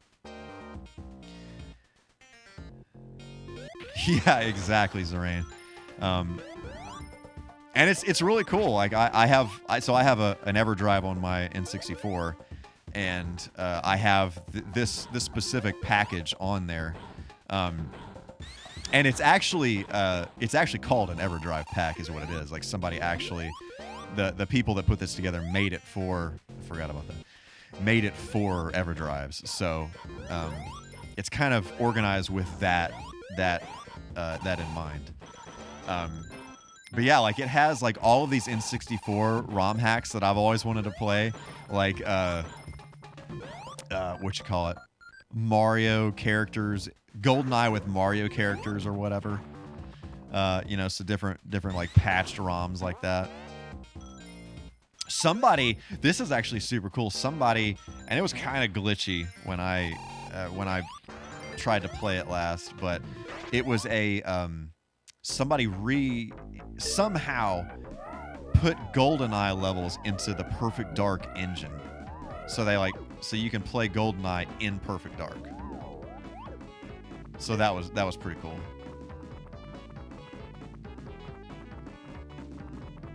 Freaking crap. I hate this bonus stage. Hate it.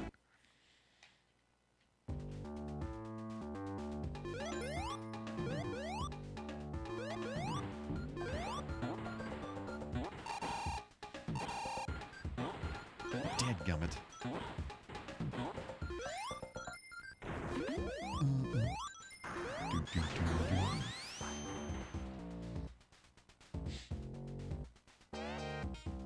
Oh, Bioshock levels. That would be awesome. That sounds awesome. I love that kind of stuff. Return to Rapture. Whew.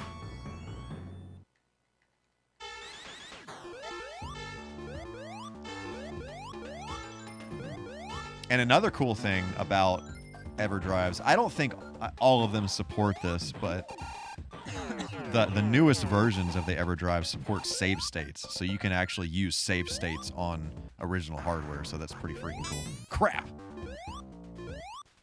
This thing where I keep trying to double jump and I just shoot down into the ground. Hold that thought. Let me grab some coffee here.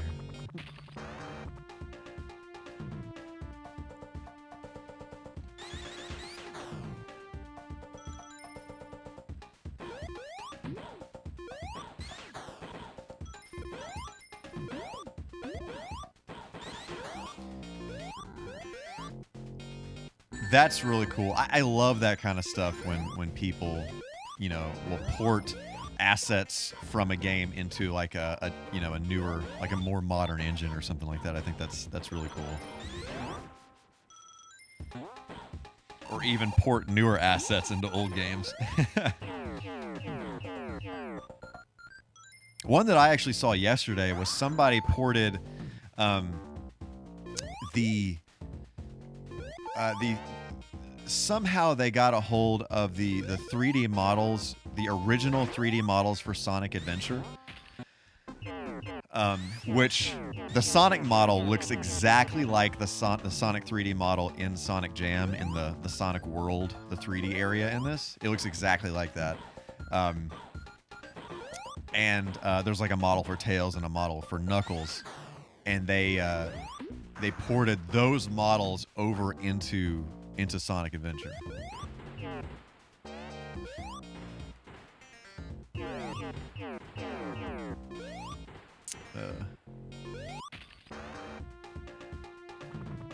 Make sure I didn't miss anything here. Yeah, the NAS. That's awesome, C4. Yeah, I actually, so I put together a server in my house here that I use it as a Plex server, I use it as a Home Assistant server, and I use it as a NAS. And so that's where I have all of my ROMs and all this stuff in there. But I need to get more storage for it, 1000%, because it absolutely does not have enough. I think it has like maybe 5 terabytes or something like that.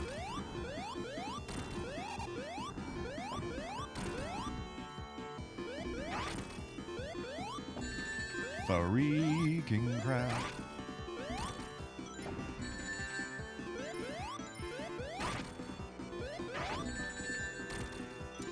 I'm not paying attention, I'm just doing the thing.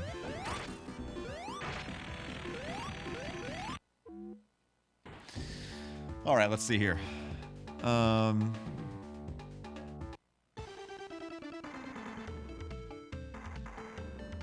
Do.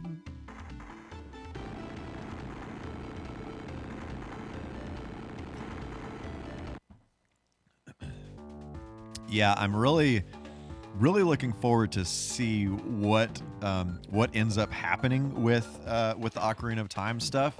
Like, they did some super cool stuff with Mario 64 as far as putting like HD assets in there, you know, giving it like a 4K resolution, like all kinds of really cool stuff in there. So I'm looking forward to see what they do with Ocarina of Time. You butthead. Yeah, take it. Take it!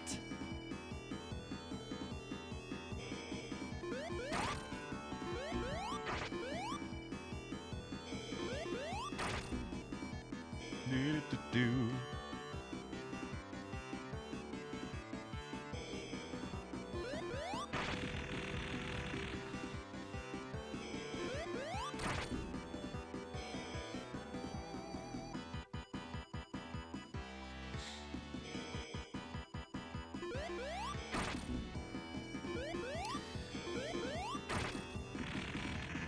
Boom. Let's see here.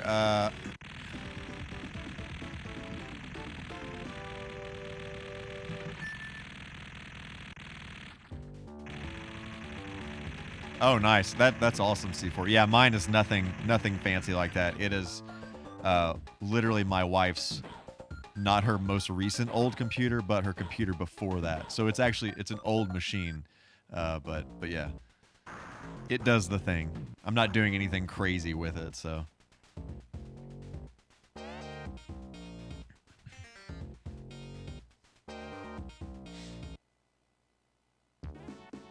And then off into Sonic and Knuckles we go. So that, if you were just playing Sonic 3, there would actually have been another boss, another final boss there, and then the game would have ended, and it just kind of would have stopped. Versus Sonic and Knuckles, if you just play Sonic and Knuckles, it picks up here. So if you're playing them together, we just keep on going. I played a ROM hack, I believe it was early last year, that it was, what is it called? Like Sonic 3 Completed, or Sonic 3 and Knuckles Complete, or something like that. And somebody, they actually went through and kind of, one of my favorite things about this game is that the levels aren't just like you start one, you end it, you start another one, you end it, you start one, you end it. Like there's actually like kind of like little cutscenes that kind of connect the levels. And I think it's cool. Like they added some more of that kind of stuff in there with it.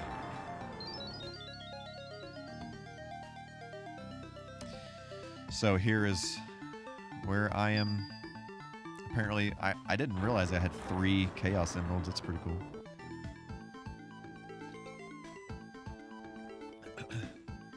So this is if you had gotten all seven Chaos Emeralds in the Sonic 3 portion of the game. This is where you would be getting the Hyper Emeralds. And so since I did not get all 6, I can't play all 6 levels, and that's all she wrote.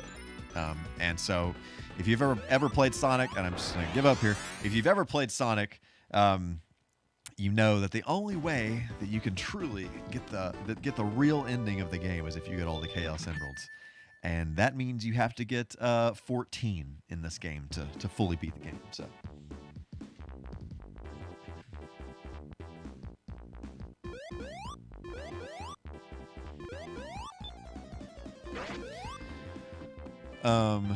Man, yeah, C4, it sounds like you got quite the operation going on there. That sounds pretty awesome.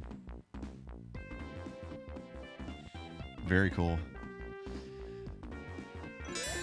Steven, you and I both, I mean, you have to, excuse me. Ah! My chat went to sleep.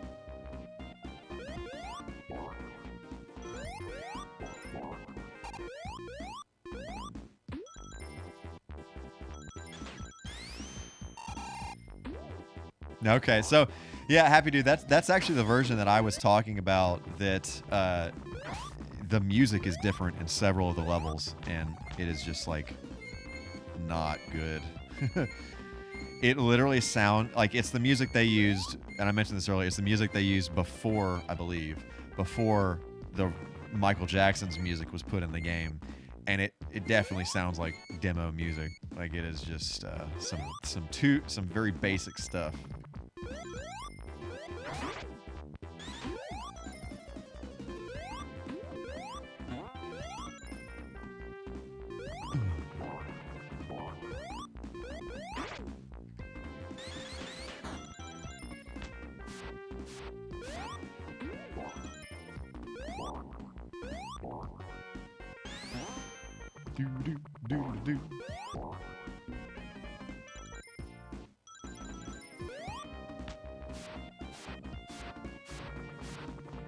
I've never heard of Proxmox. What is that? Yeah, I'm actually running Debian on the server that I have now, which has been a whole thing.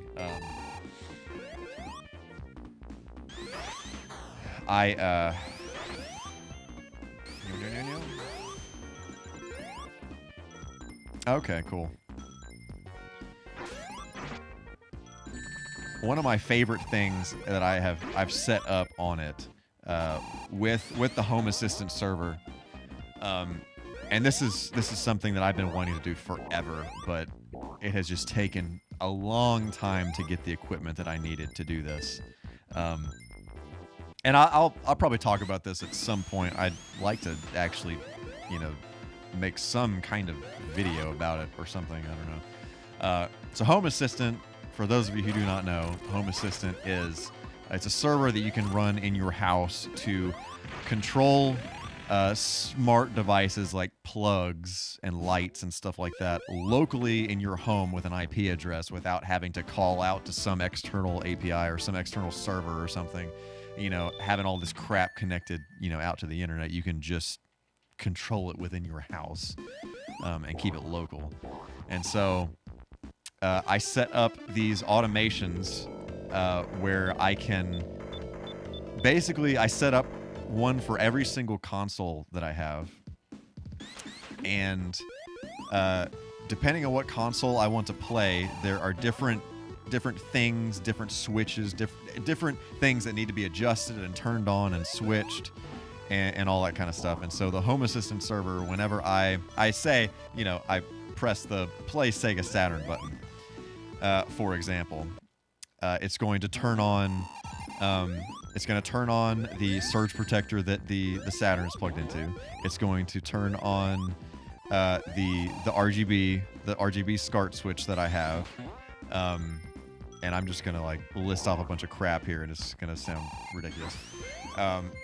The RGB switch feeds into an RGB2 component transcoder, which that has to turn on.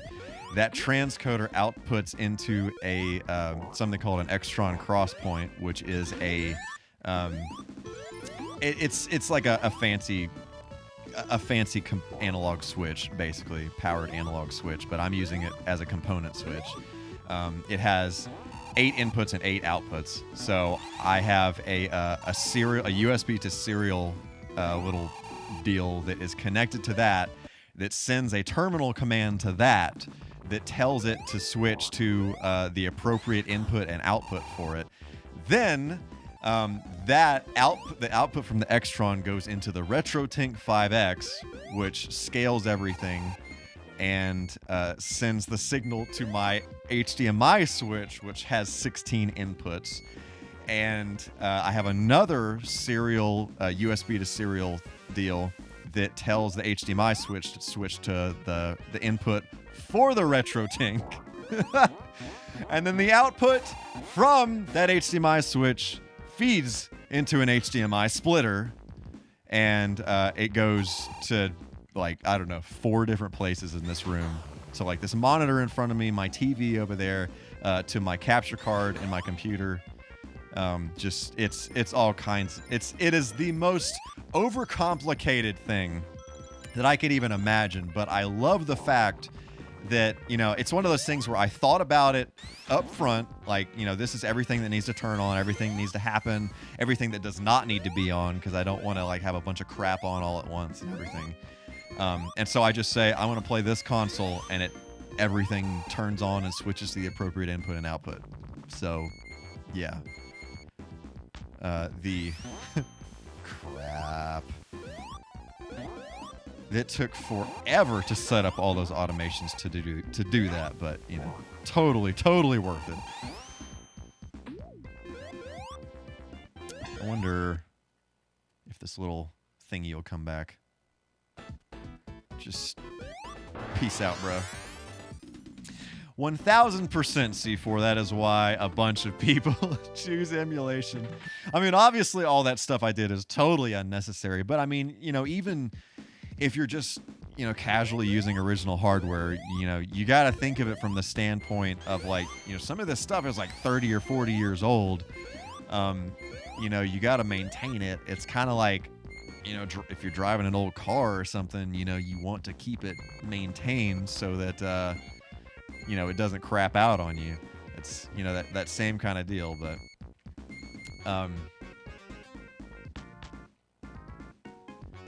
gets to bring home all kinds of stuff that, that's awesome. Yeah, a big thing that people are super into, and I would love to have one of these, but it's just, what the heck? Oh, That sound is different. I was like, what the heck is that sound?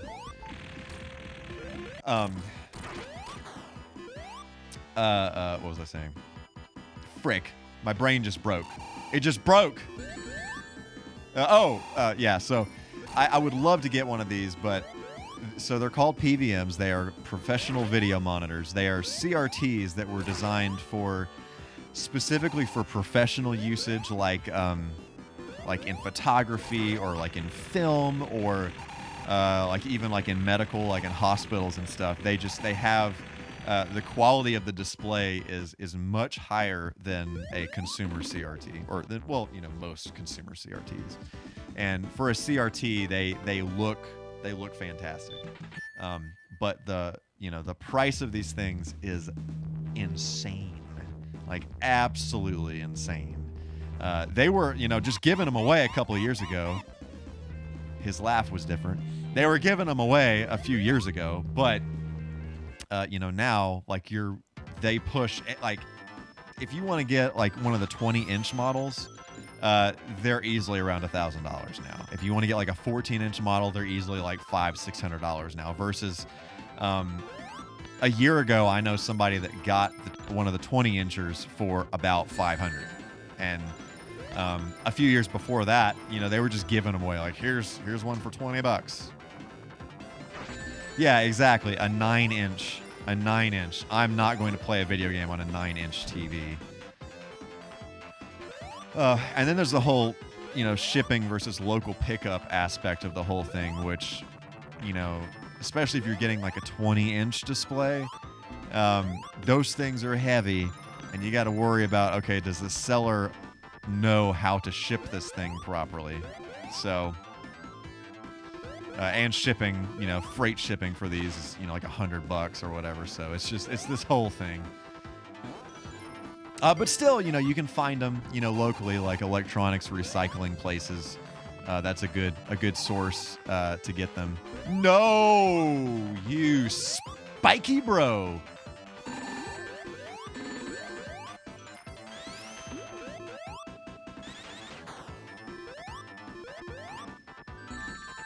Hate it. All right.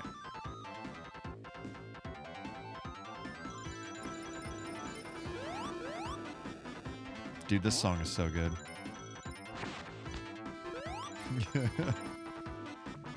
I mean, he was a spiky. Well, I guess he just has a single spike, but has like, the gears, the saw blades, whatever you want to call it there. The platforms in this game are ruthless. Like, they are truly ruthless. I fully believe that they are placed specifically where they are in hopes that they will potentially murder you. And there's some of that in Sonic 1 and 2, but in this one, I feel like those kind of situations are all over the place.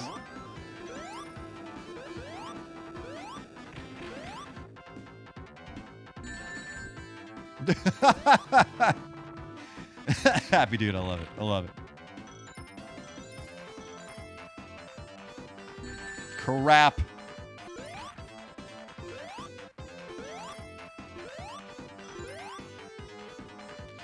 Boom, shaka, laka.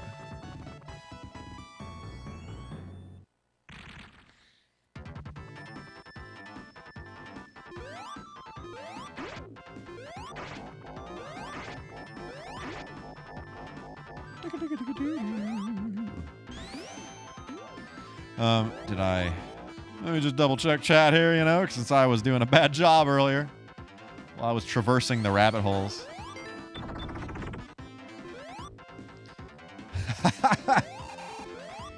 You effed, excuse me, Steven. Now I'm freaking doing it the other way around. Good grief. I can only imagine. That's a good observation, happy dude. Steven, I will just call you whatever comes out of my face hole whenever it emerges. I'll just allow it to happen. You know what I'm saying? When did we meet? So when did we go to Memphis Comic Fantasy, Zerain? Was that 2011? Am I remembering that correctly? 2011, 2012? Or was it later than that? I think it was 2011.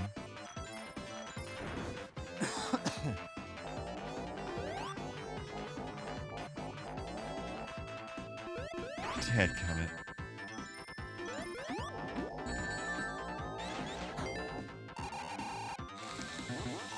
So I'm noticing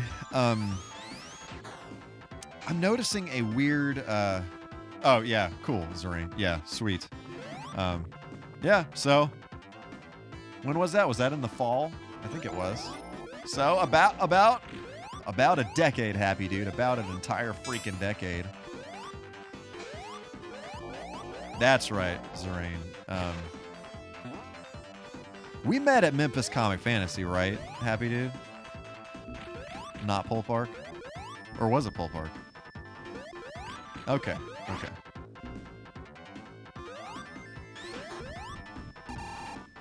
Pole Park was really cool. I really enjoyed that convention, that small town feel of that convention, and that freaking coffee shop there was so good. We went there every freaking day.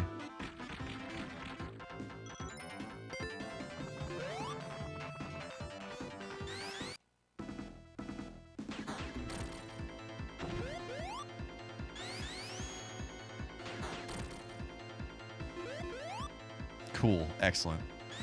Oh, crap. I glance down at the chat and I start getting wrecked. Bro, I just need another monitor. I just need to be surrounded by monitors. That's clearly what needs to happen here.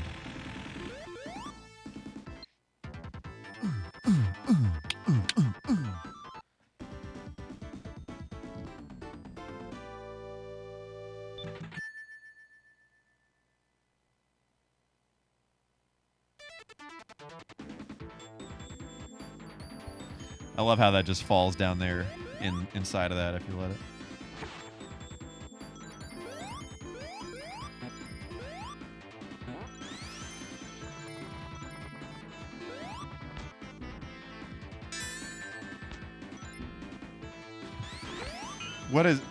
What is MMRP?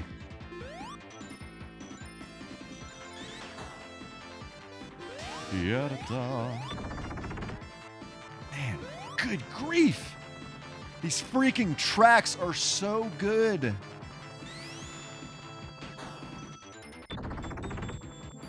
I love that part in this song when it kind of leads back into the typical the verse part. Like the FM sound of this is so good, man. It's so good. All right, well look at that right there. I know on the Genesis version, those two little platforms aren't there. They just they give you that center one and say get wrecked if you fall off. Oh, the Mighty Morphin Power Rangers theme. Oh, and even that right there, that bottom block. So in the Genesis version, you can just fly out the bottom there. Man, making it easy. Making it easy. So I'm noticing something interesting about the sound effects in this game. So the sound effects sound different, first of all. But second of all, if there is some kind of sound effect that is some kind of looping thing that happens over, on the Genesis game would happen repeatedly, on this one it kind of is a little glitchy. It kind of stutters. Sometimes it'll loop over and over again. Sometimes it won't. Sometimes it just kind of will trigger half as many times. I don't know what the deal with that is. I don't know if that's an indicator that the sound effects are sampled from. I have no idea. It's really strange. I think there's just a ring up here, which I don't care about because we're not doing that today. Dadgummit. Ah!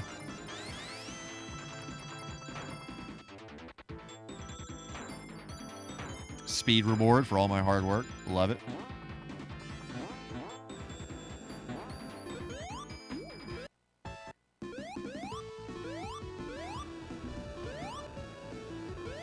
What the heck? Why is it? I don't remember there not being a top on that. Actually, I kind of vaguely do. Maybe there wasn't. I have no idea. Maybe there was. I don't know.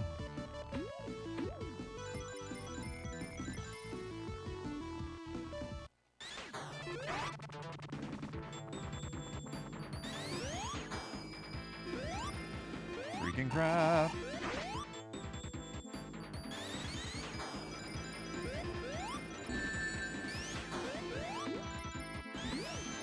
Sigga-digga-digga-doo-doo.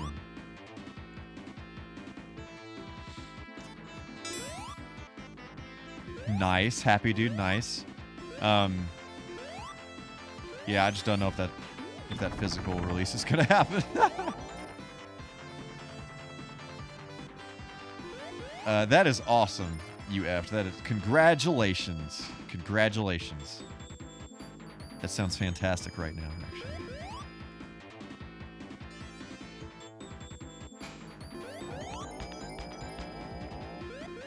No, no, no, no.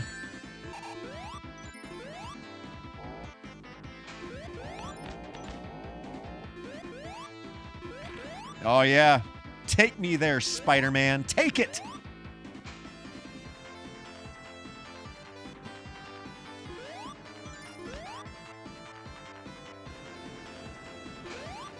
Boom.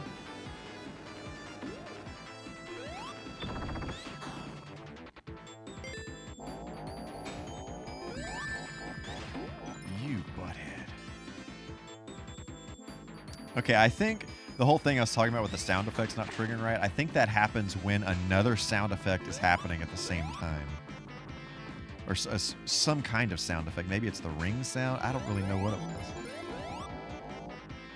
Weird. Very strange, very strange.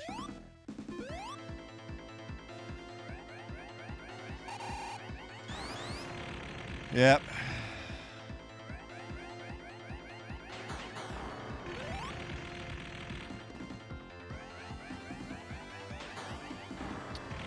Which one was that, Happy Dude? Which one are you talking about?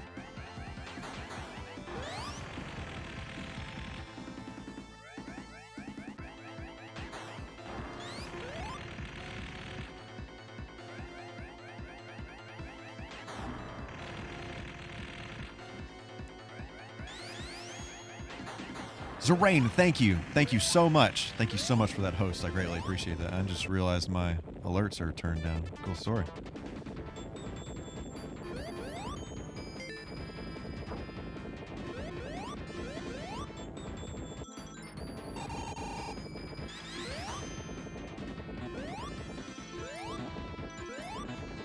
Just not doing it. Not risking it. Happy Dude, thank you so much for that. Host on the Twitchlers, I greatly appreciate that.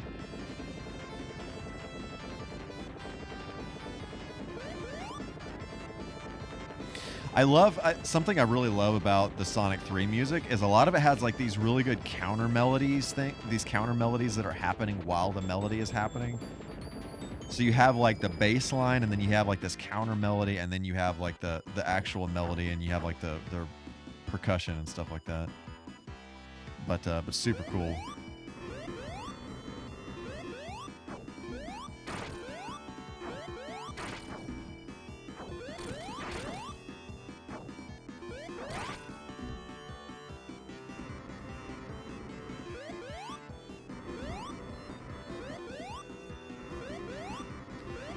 Yeah. Come on now. Come on now. Yeah. What you gonna do now, Eggman?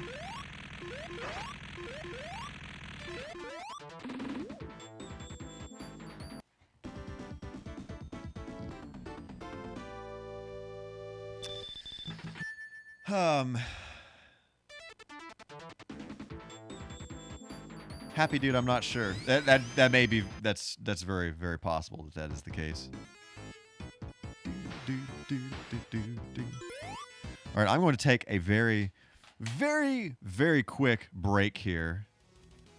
And I will be back momentarily. Don't nobody go anywhere whatsoever.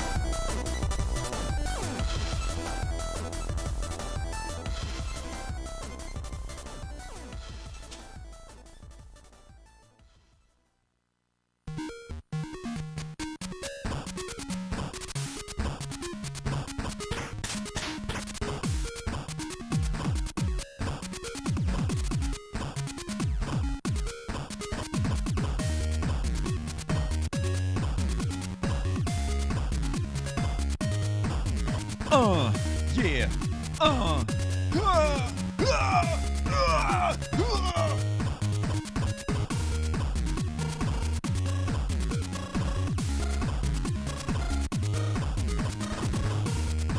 Okay. All right. Let's see here.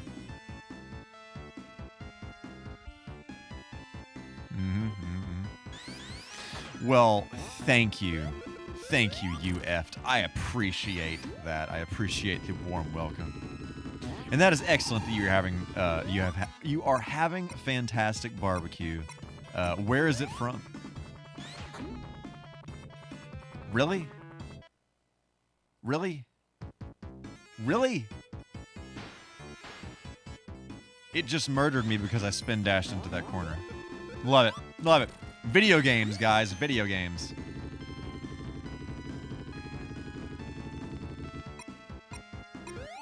Baby Jacks, but I don't think I've had Baby Jacks. I'll have to keep that in mind.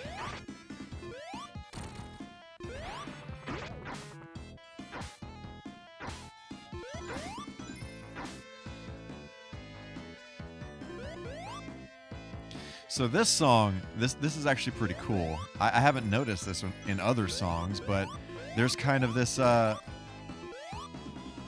this like whole back and forth panning thing that they're doing with the melody, where like it's over here on the left and then it's over here on the right, and you know it's like they're trading off which side the counter melody versus the melody is on. So that's pretty cool. Pretty cool little detail. Things, you know, you just don't really think about until you think about it.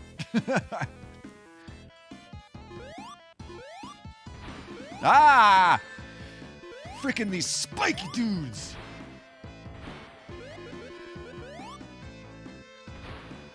Just spiky shafts going back and forth! Oh.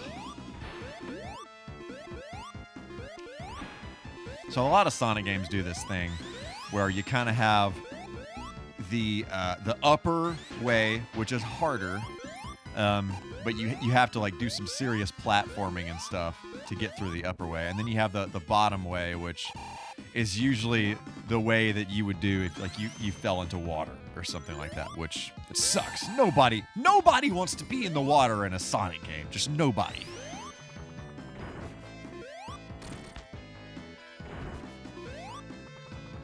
Get them. Get them.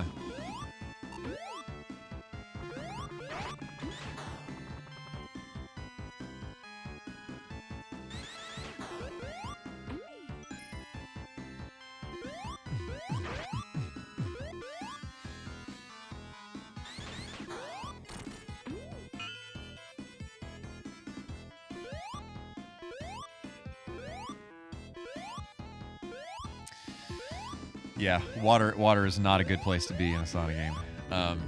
Yeah. Dude, yeah, that song, that music that plays when you're about to drown is it's just flat out traumatizing. Like it is definitely a beehole clenching situation whenever that song comes on. Like even if somebody's like joking, like, you know, somebody makes a video and they put that in there for some reason, it just, you know, triggers that part of your brain. It's like, oh crap, oh crap, oh crap, oh crap.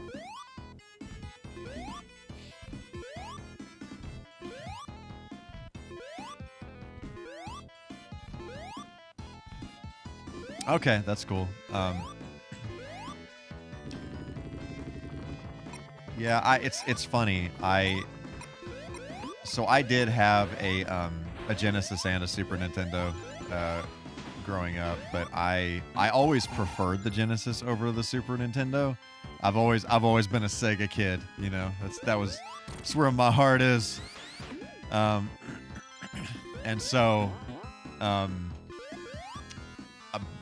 but it's weird because a lot of my favorite games are on the Super Nintendo. Like I actually like more games like on the Super Nintendo than on the Genesis. I don't know, it's this whole weird thing.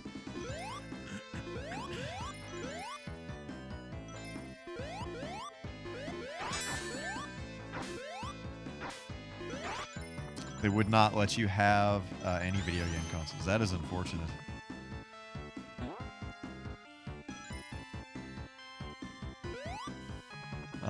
Yeah, my parents, growing up, they owned a video rental store in the 80s and early 90s, and so they actually had to have, they got these systems like to rent at the store, and you know, I mean, like we literally had all these games for the store and whatever. So I don't know if they bought them to test at home or something like that, but that's kind of what happened. Freaking hate this guy.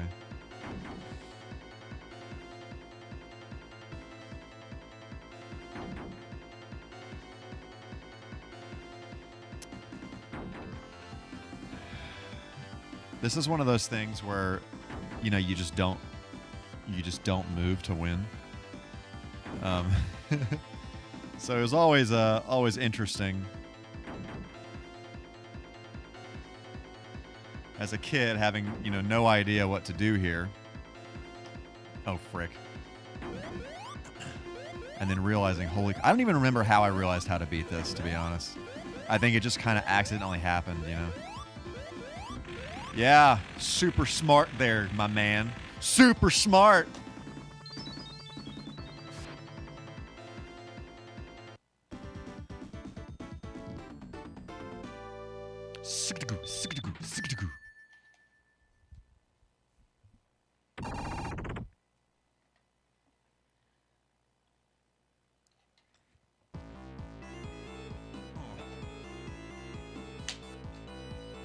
Got my T, got my Sonic, we're good here. I right-clicked on some random thing. Hopefully that wasn't bad.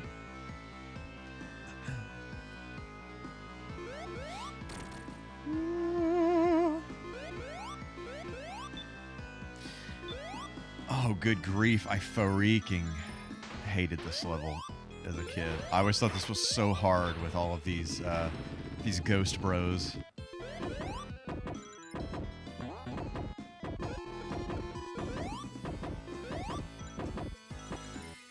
There's always this another beehole puckering situation where, you know, the lights are going out. So basically what happens if you never play this is you gotta move this little thing over here to keep the lights on. The lights end up going out. Or not move this thing. You pull the lever thing over there, the handle, and then it resets a timer, and then it keeps on getting darker in here, and if you let it get too dark, then all the ghosts start killing you. So there's that. Quite a beehole puckering situation.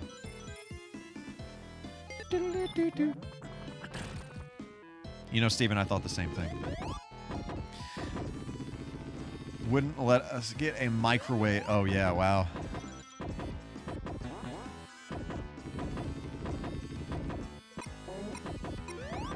I could definitely see that, C4. I definitely could see that. And I mean, that's cool. I think a lot of people don't, like, you know, I think there's a lot of really cool things that you can do on a PC gaming-wise, you know, that, especially like back in the day, like, I don't know, PC games were just a different flavor back then. You know, nowadays it's kind of, everything's kind of like blurred together, honestly, but, you know, it was this whole weird thing, like back in the 90s and I guess probably like the 80s too, where, you know, PC games just had a much different feel from the console games. And even like, and it was this weird thing where like when console games came out on PC, they just didn't really feel right. You know, playing them with a keyboard, versus playing with a controller. And then like, you know, PC games coming out on consoles, you know, like every port of Doom for a console is just, that's a whole discussion in and of itself. It seems like every time somebody's talking about bad ports or something like that, Doom always comes up. Oh yeah, IRC, man, downloading stuff in IRC. I remember, like, I started getting into downloading stuff on IRC for the Dreamcast. That's kind of when I started getting into that. I use this other thing a lot. Hips probably remembers this if he's still in here. It was called Hotline. I think that's what it was called. Pretty sure that's what it was called. And it was like this thing where people would host their own servers. And basically you would go into the server and there was some kind of like logic gate that you could put on the server where your account wouldn't get, an account wouldn't get whitelisted unless unless that account. Okay, that account did something. So like maybe they had to upload, 15 megs worth of something in order to get access to whatever you have to download.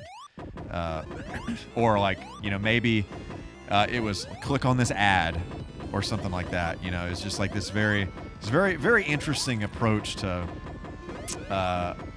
downloading some wares. You know what I'm saying?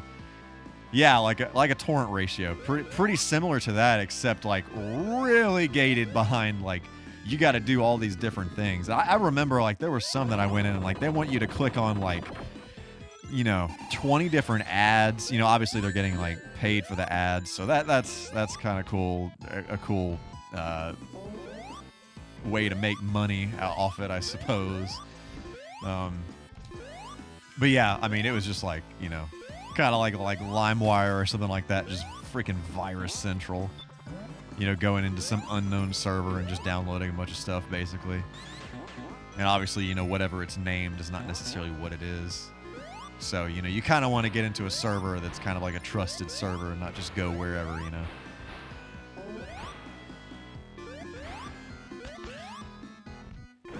Man, I haven't thought about that thing in a long time.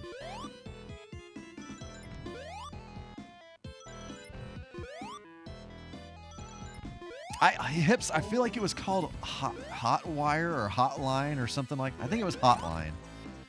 Hot something. It was not Hotwire. I'm thinking of LimeWire. Hot something.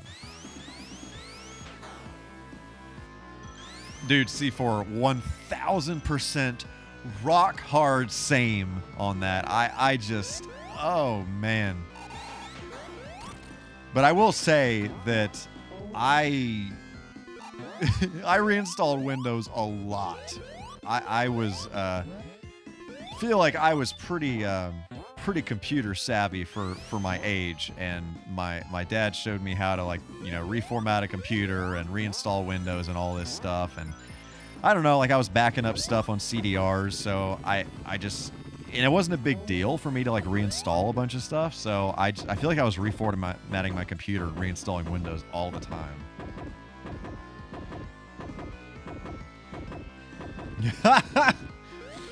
Yeah, I can imagine searching for Hotline on Google would be a very interesting thing.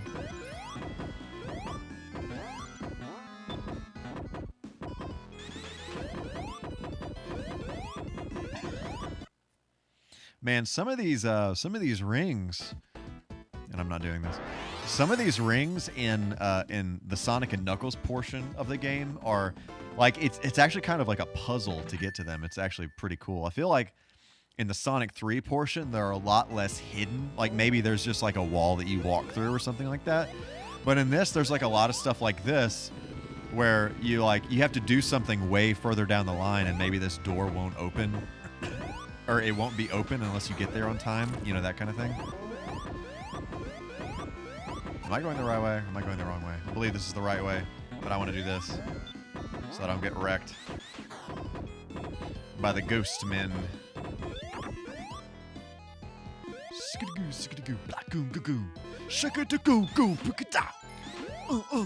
Oh, you shaft! You shaft! Frick! Okay.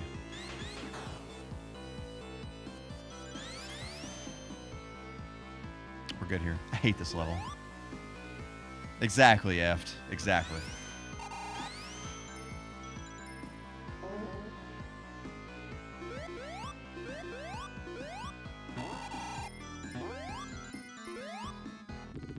I remember having a really hard time with this level as a wee lad.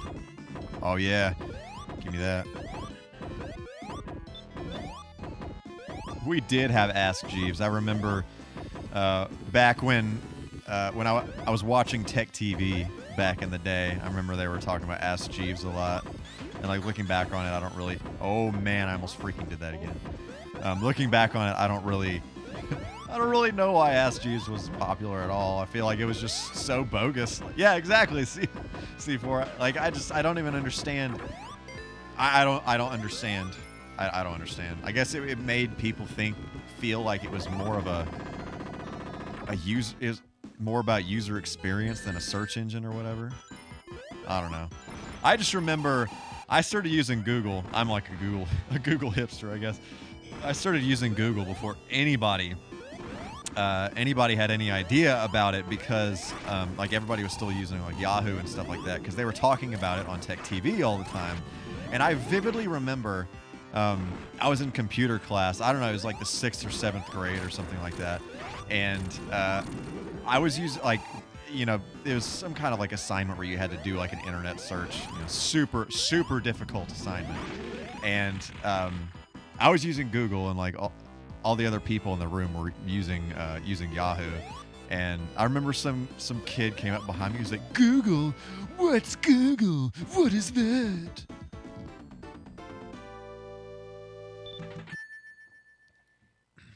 I wish I was taking Visual Basic Programming in the 8th grade, but no, like literally, I don't even know what this was. It was like some kind of, it was just like some kind of filler computer class. Like the computer classes that I had, like in middle school and high school, were just like so easy mode, just so easy mode.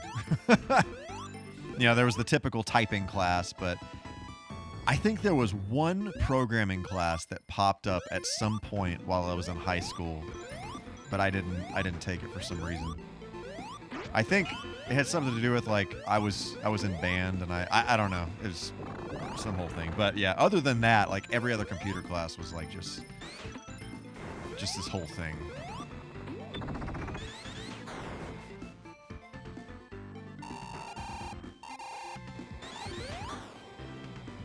You effed. Nice. Insert joke by Mango here.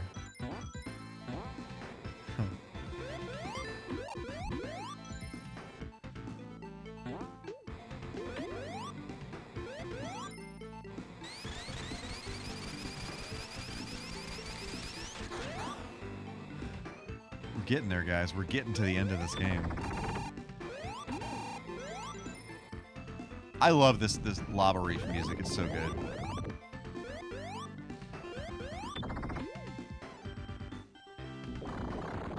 And if you will notice, so the whole thing, so after Sonic 2, let's dive into some Sonic lore here. So after Sonic 2, you know, Robotnik launched the Death Egg into space. And so you're going up there, you defeat him, and then the Death Egg falls back to the Earth. So the whole thing is like him trying to get it back off the ground or whatever. And then he got it back up off the ground. And then when it fell back down after the end of Sonic 3, you can kind of see it up here in the up in the top of the background there. So it's a pretty cool little detail. Storytelling with sprite work, like, you know, no dialogue whatsoever, just kind of progressing the story here just by something in the background. I think that's one of the big reasons, I think I mentioned this earlier, one of the big reasons why I like Sonic 3 is just the continuity of it, the way that it doesn't feel like you're just playing, you know, a bunch of different levels that have nothing to do with each other. There's like kind of, R.I.P. Tails. There's like kind of like a progression through the story that happens. You know, it's not over the top, it's not a whole lot, it's just a little subtle connection between the levels.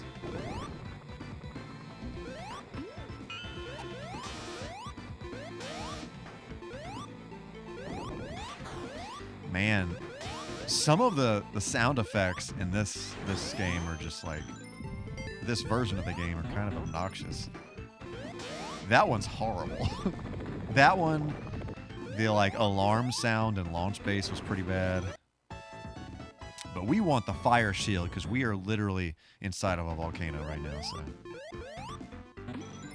Or something. Oh no. Something flamey. You! Oh god. All these freaking shafts. Shafts with spikes! Shafts with eyeballs!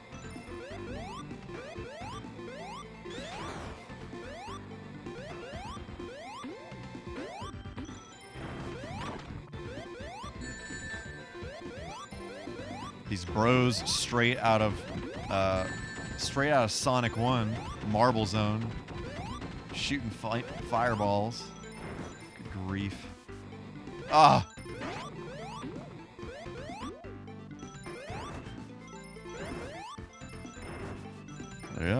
Ah!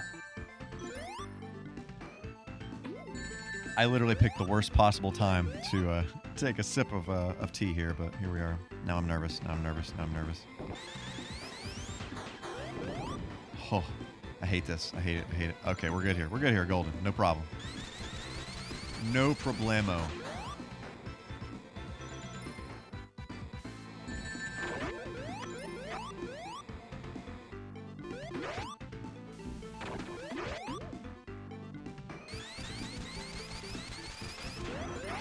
Wow, that sucks. Okay.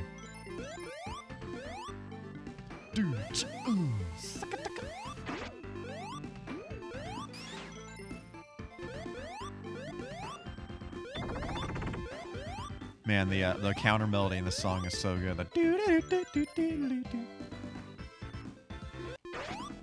I love how vibrant the lava is in this level.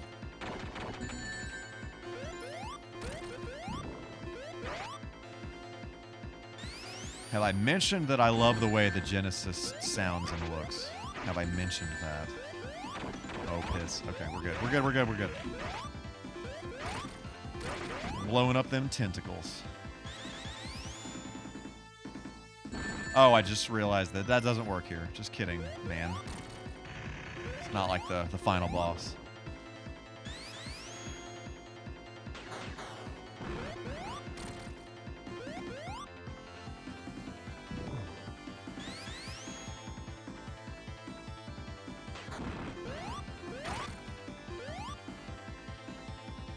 So good. Yeah, like panning left, right in the audio and music is so insanely, like, you just don't think about how important that is in music in general, honestly, but especially like in chiptune kind of stuff like this where they don't have that many channels to work with. The panning effects and stuff just like make these songs. It just makes it sound so much better than just, you know, my voice is exploding.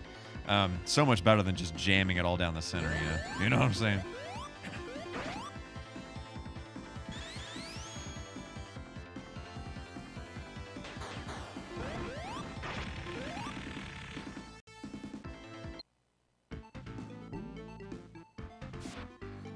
No, okay, got it. We're good here, we're good here.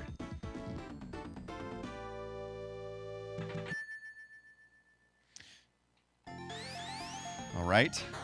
Now the lava just dries up. It just literally dries up. Just instantaneously. So maybe it's just because my favorite color is blue, but I love this area, this part of Lava Reef. Like, it's just, there's something, the music is really relaxing. I love the kind of like marimba keyboard kind of stuff going on in the background of the music. Like, don't get me wrong, this place is still deadly. Bros want to murder a blue hedgehog, but it just has like this peaceful vibe to it. Like, you know, the lava, well, most of it has dried up, and yeah, it's just kind of chill. It's not a very fast level though, but it's just a nice chill platforming level. Freaking.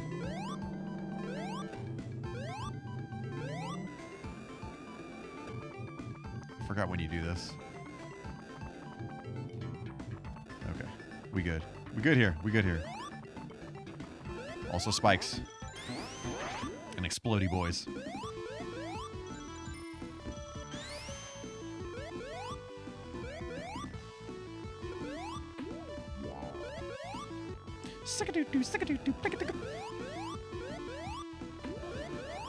Don't you?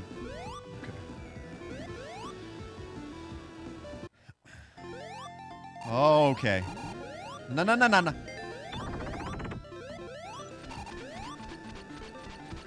Why do I have a freaking bubble shield inside of a volcano? This just doesn't make sense.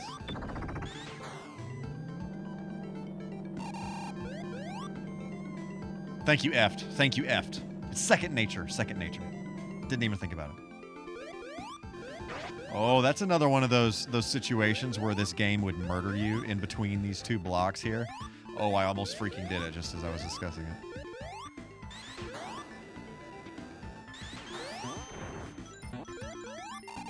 Don't do that.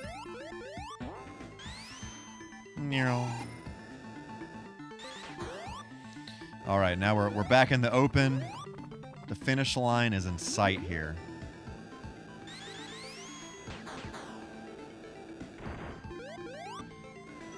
Yeah, yeah, yeah.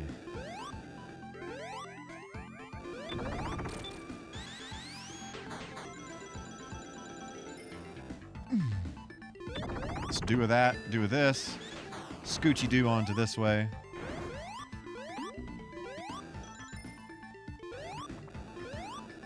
Okay.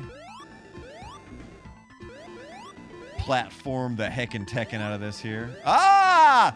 Woo! Woo! Woo! Singed the hairs. It just merely singed the hairs. Spinny spikes.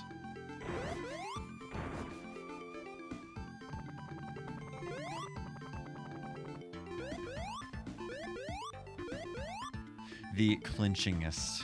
Yes. 1000%. Man.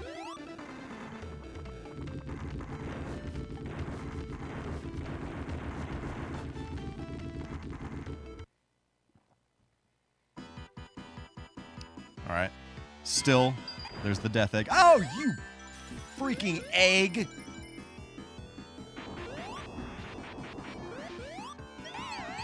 Jeez. I hit the wrong button. Thanks for getting those rings, Tails. Rip.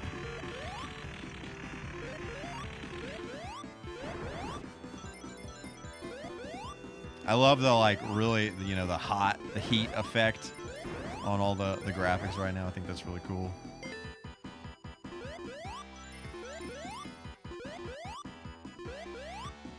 This is actually a really cool boss. Like, I really like that the whole thing where like you're doing all this stuff at the beginning. You know, he's like chasing you or whatever, and then you kind of go down here and you fight him. But you want this fire shield. You don't want that electrical situation. You just don't want any of that junk.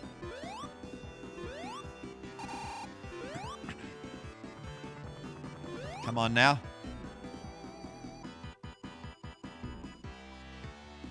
I forgot where he's going to be. I skipped ahead a little bit.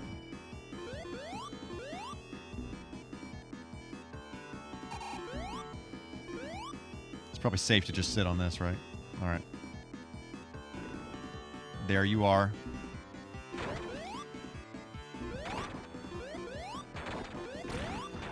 I also feel like in Sonic 3 was when the bosses started they started getting a little smarter. Like there's a little bit of a puzzle solving aspect to them. It's like do I need to hit him in some way, or do I need to make him hurt himself in some way? What is the proper strategy here?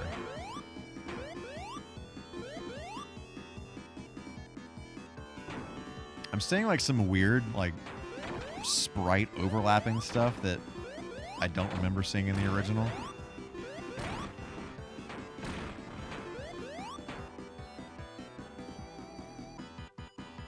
That is exactly right, Mr. Eft. That is exactly right.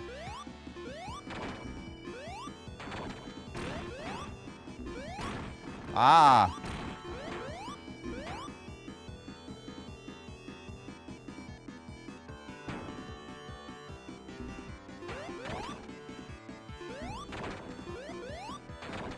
So I had a Sonic 3 and Knuckles strategy guide as a kid, and I remember, I'm pretty sure it was that boss, like, takes, like, I remember reading, like, it takes 24 hits or something like that. And I was like, whoa, what? And then I realized, oh, yeah, because you let those things hit him.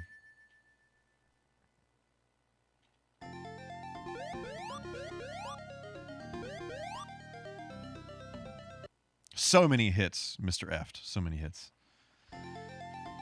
All right. Hidden Palace. Here we are. This is where we get some more story. Some more story. It's pretty cool. Pretty cool looking area. So this is the area. In a moment.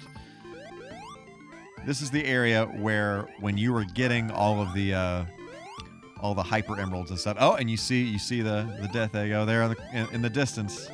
This will come into play momentarily. Oh, you beehole.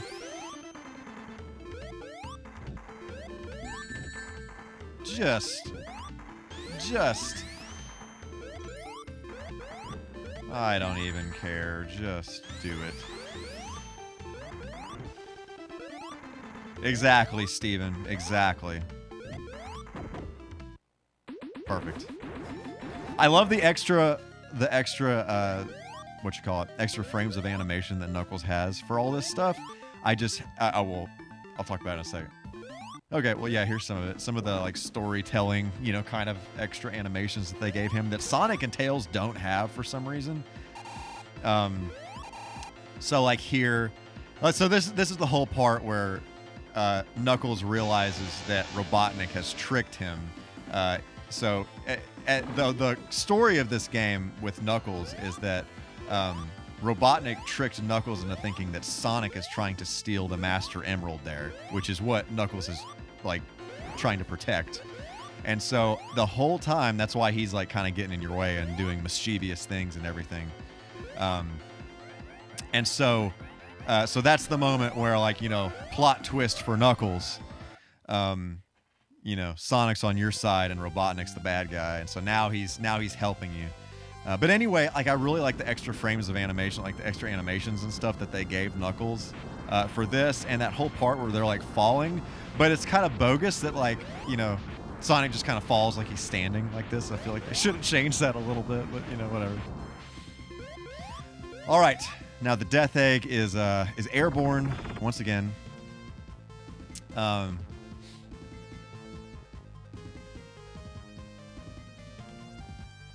Hips talking about the floating island in Sonic Adventure. Yeah, that was awesome. Yeah, man, I freaking Sonic Adventure, the first one. I feel like it hasn't aged well as far as, like, you know, you definitely got to know how to control it and how to keep it under control. But I feel like the Sonic games nowadays, the modern ones, are a little. They're a little more forgiving, I guess, is what I'm trying to say. You know, Sonic Adventure, like, it's very possible, you know, if you just, like, barely mess up or something, you'll just go flying off into infinity somewhere.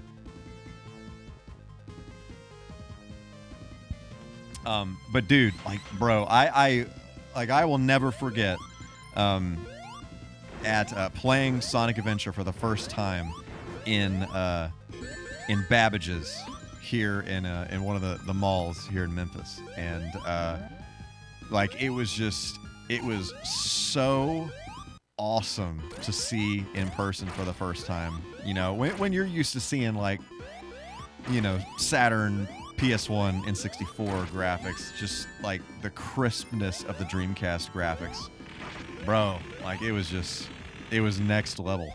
And seeing that the whole thing in Emerald Coast where he's, like, getting chased by the whale or whatever, like, bruh, that was just, it was just a beautiful moment in gaming, I think. And again, you know, it's one of those things, like, you know, you can cheapen it and say, oh, all you do is hold forward, you don't do anything. But no, like, it's a reward for, like, progressing through the game. It's like a cool little visual reward, you know?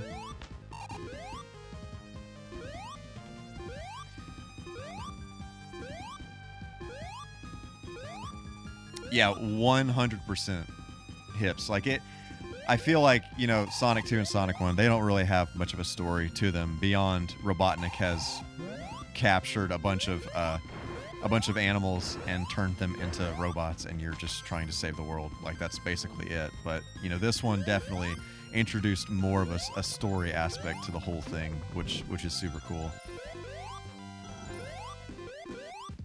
Electronics Boutique. Yes, sir. Yep.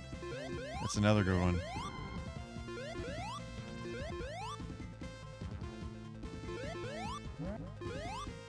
Yeah, the Dreamcast is it's an awesome system. Like it's unfortunate that it had such a short life, and I think that is mainly because of a lot of weird decisions Sega of Japan actually made in the early 90s. If you've ever read the Console Wars documentary or watched like the movie adaptation of it, yeah. Sega of Japan just did some really bogus stuff, and like Dreamcast was just like doomed to begin with.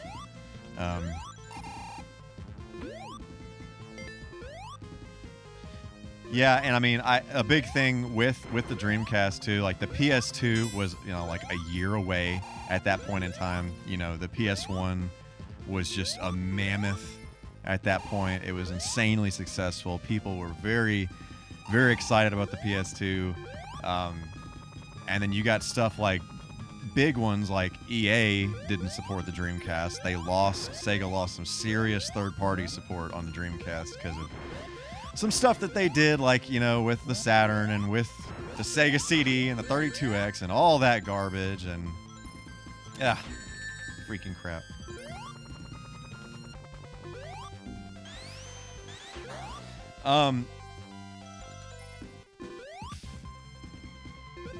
Yeah, the whole network adapter and pirating stuff I was shocked how easy it was you could literally just download a game and just burn it on a CDR and play it in your Dreamcast. 100%. I've heard that CDRs are not good on these lasers, so I don't do that anymore. But yeah, like you can just totally out of all these disc-based systems, like I'm shocked.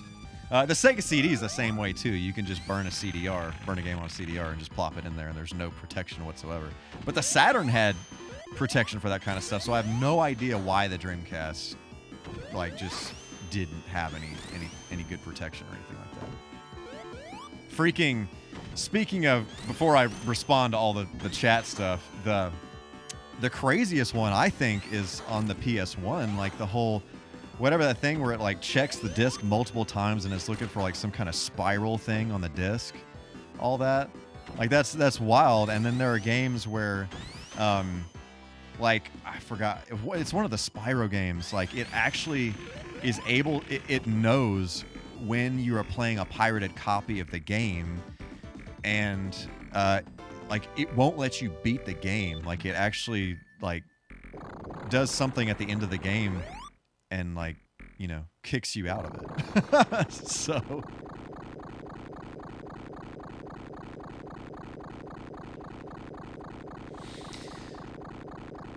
yeah, they were quite confident in that GD-ROM there. This whole sound is weird and different. I think it's more like that, but yeah. Okay, we're in the home stretch here, guys. We're in the home stretch. That's horrible. That's terrible.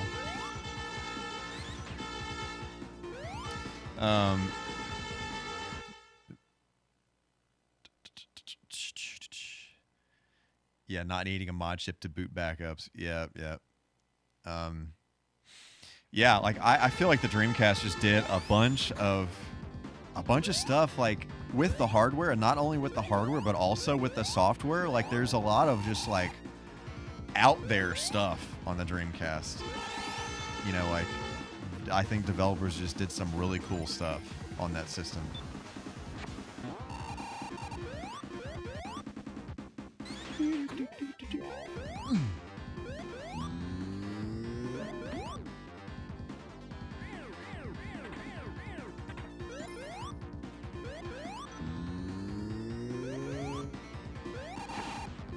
Man, this track has a lot of freaking panning and stuff in it too. I've never actually played this game with headphones on, so that's pretty cool news to me.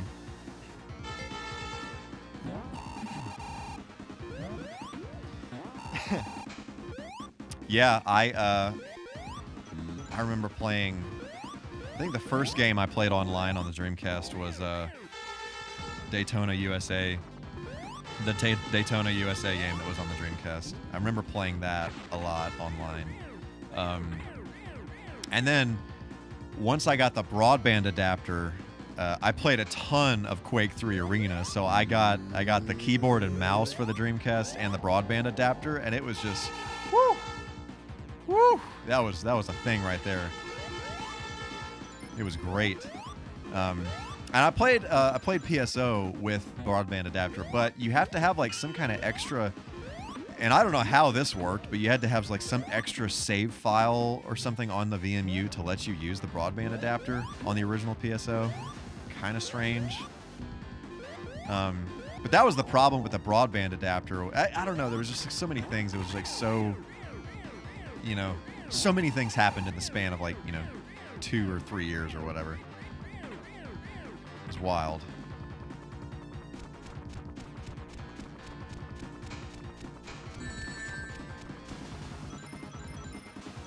And surprisingly, like a lot of these games worked very well on a 56K modem. Pretty crazy.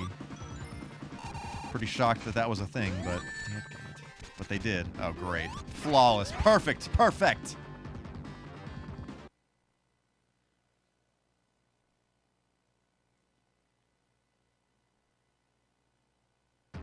I was like, are we gonna do something here?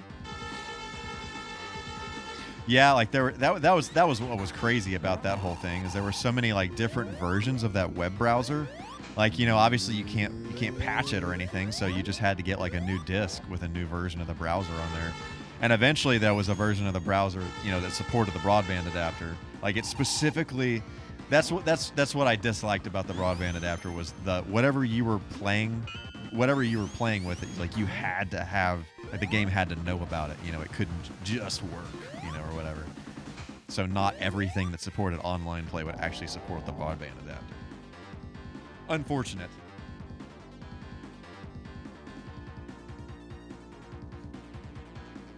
You had a 56K up to 2003. I don't remember.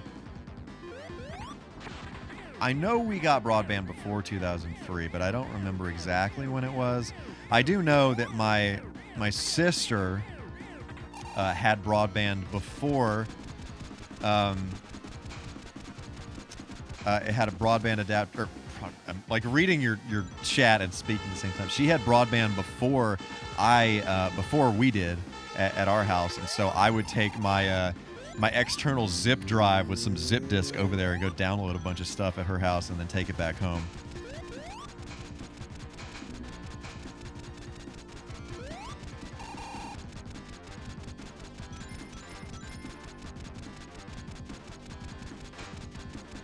Okay, so that's pretty interesting. That definitely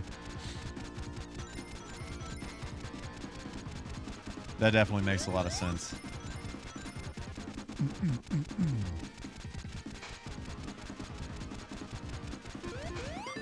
It's just another one of those things, like they're doing something like super far out there and like,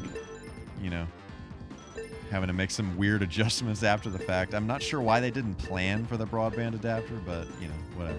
Who knows?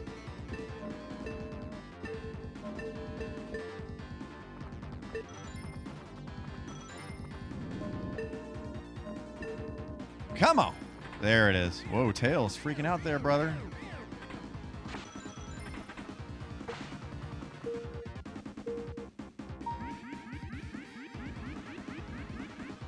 Yeah, the broadband adapter, it's held its value pretty well, just to put it lightly. It's they sell for, if you want to get a Japanese one, you can get one for like maybe about 120, 130 on eBay, something like that. A US one, they sell for more than that. Kind of similar, like around 150, I think, something like that. But yeah, I really want to see if I can get a good deal on one so that I can rip some of my games.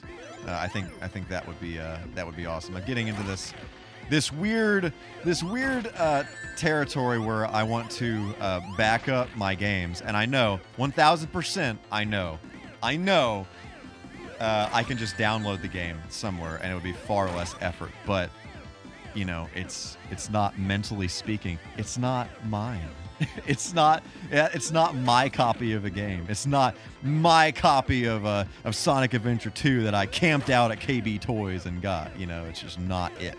So, but that requires a broadband adapter, or you can use the expansion of the serial port or whatever on the back of the system to do it. But it's insanely slow. Like, it takes a long time to do with that. Crap. Oh, great. Oh, thanks, Tails. Saving the day. Oh, this sucks!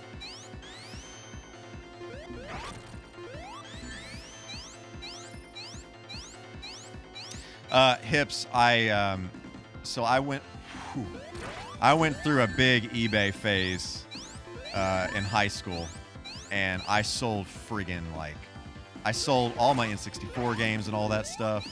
And my broadband adapter was one of the things that I sold. But, you know, let's just say I got as much out of it as I spent on it, so it definitely held its value.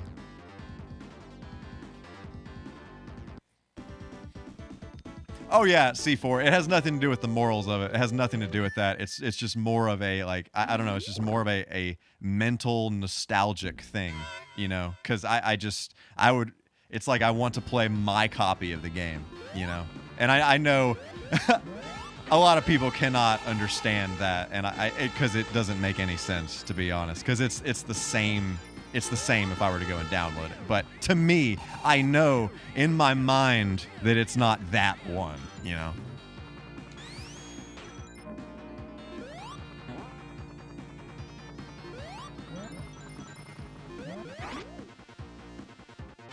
But I did do that with my GameCube collection, which is super easy. All you have to have is a software modded Wii, and you're golden. Ah! Oh, the shield saved the day, man.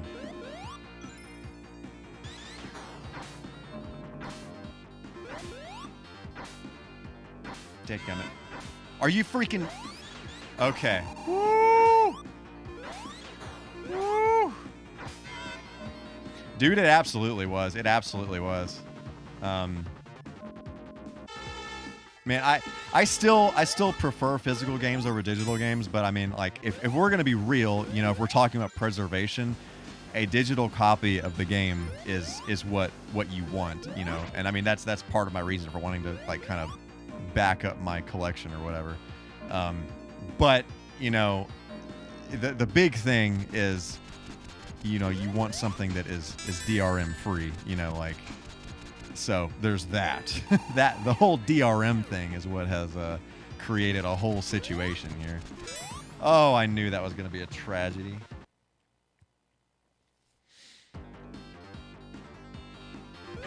But anyway, like, the whole physical aspect of the game in general, like, I really prefer, you know, kind of the feeling of, you know, just getting that physical thing and, like, opening it up, and the whole process of, like, putting it in the system, and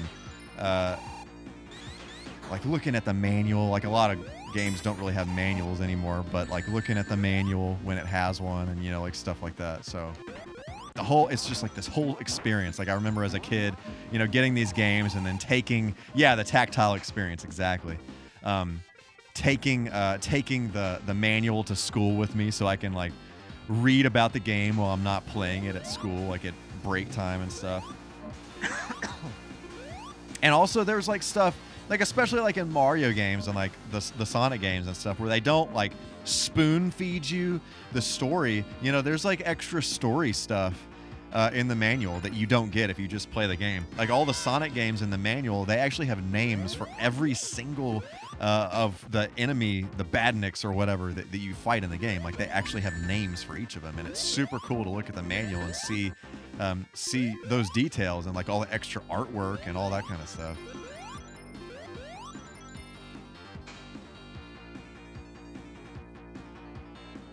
Hips, yeah, 1,000%. it is a huge trade-off. Personally, if it was possible, what I would want to do would be to, you know, have the physical game to cure the physical game itch, but, you know, be able to just like put that game digitally on the system and not have to worry about like having the disc in there to play it or whatever. Which I know is like a weird, it's just like a whole weird thing, but yeah. And then there's the aspect of, you know, if you have a rare game, you know, digitally, it's you can't do anything else with it versus, you know, like a lot of these older games that I have, like, you know, if I ever wanted to sell them and turn them into a different game, that is 1000% a thing I could do. That is exactly right, Hips. That's exactly what I want to do.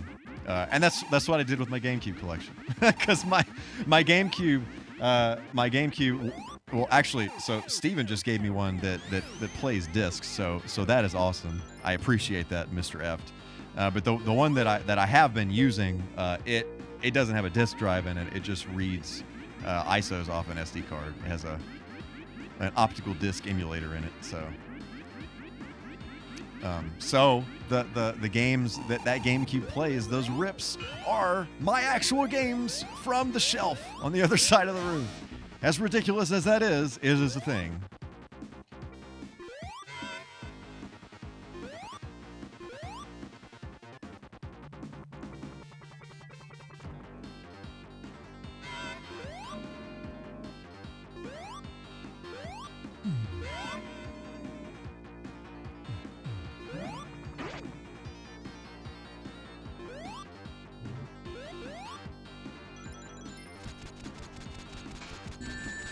Oh, you beehole.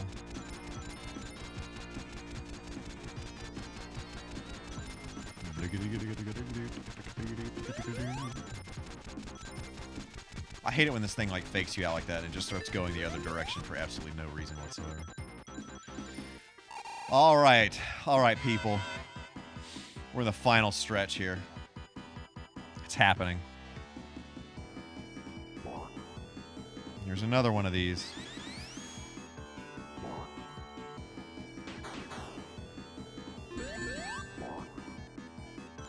La la la. Boom.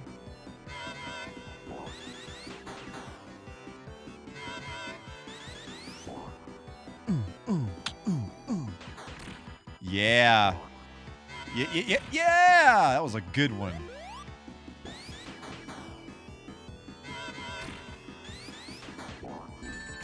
Okay. Okay. Alrighty then.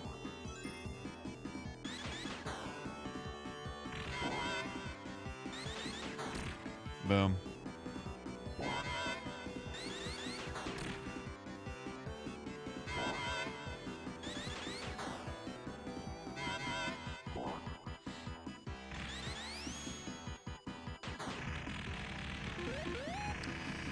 Of course, sitting at the table using an analog console, you can get pictures of what all your settings were. Yeah. Yeah, definitely. I don't know. I love this analog stuff. There's just something, you know, like Mr. F said a while ago. There's just something very tactile to it, and just something, I don't know. Just the warm and fuzzies. Aside from all the technical stuff, just, you know, just the warm and fuzzies, man. All right, so I don't have all the hyper emeralds and all that stuff, so this is the final boss. If I get the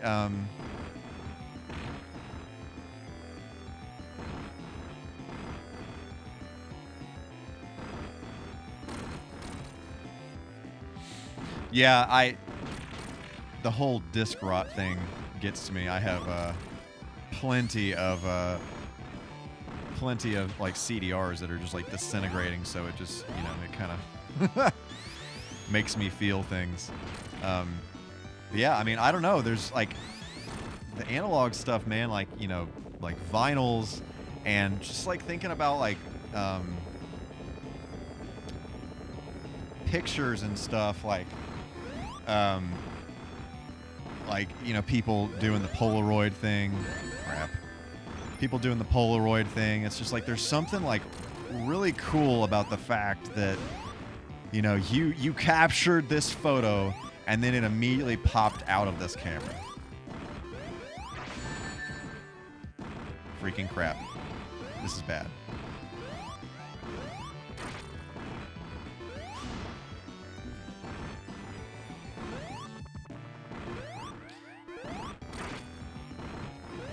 Yeah, I mean, I agree with you, C4. Like, if you're not using some kind of, like, external hardware to do something, you know, and you can get you still have, you know, whatever plugins and everything that you need to run something, like, you know, yeah, and you have the original files, like the waves, then, eh.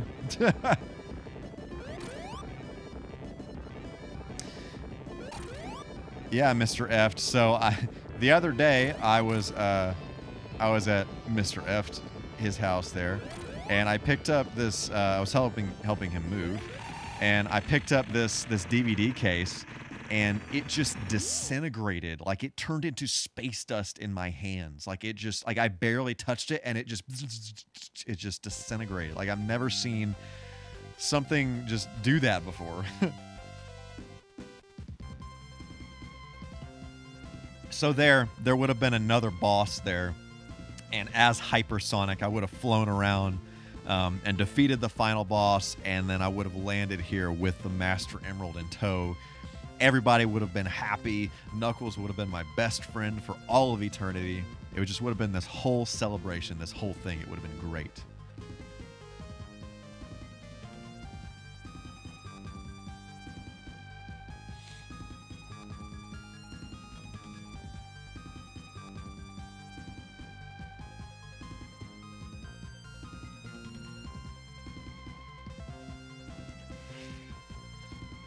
Oh yeah, definitely, man. Like, that old stuff.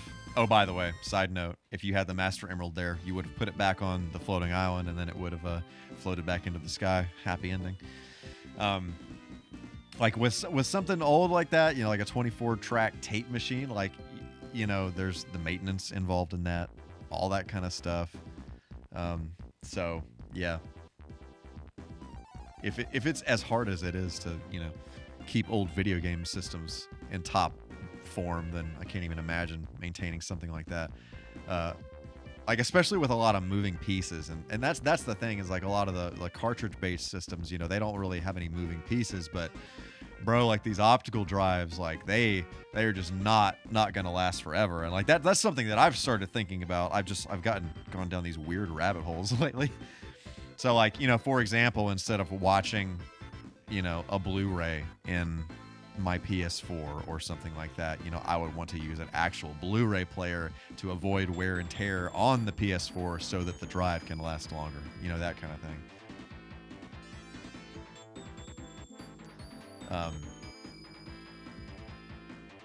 Yeah, the tapes are freaking fragile, man. 1000%. If things aren't lubed up properly, and, you know, like, oh man, there's just like all kinds of things that can go wrong in there.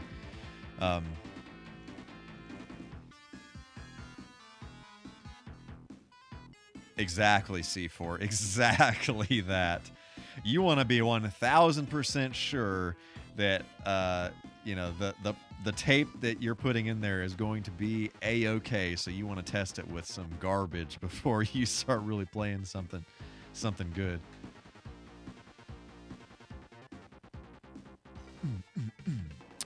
I just saw that Jun Sonoe was involved in the audio of this game. I totally forgot about that. So he is the guitarist that is behind. If you've ever seen the band's name Crush 40 thrown around in Sonic Land, he is the guitarist for that band. He wrote like a ton of stuff for modern Sonic games, like, you know, all the staples like Sonic Adventure, like the theme, all the character themes, Sonic Adventure 2, like all these really great classic, like, you know, kind of almost cheesy rock, cheesy hard rock kind of stuff. Like he is the guitarist that writes all that stuff. And he does some really cool stuff like he just has some really nice theory stuff that he does. It's kind of like his icing.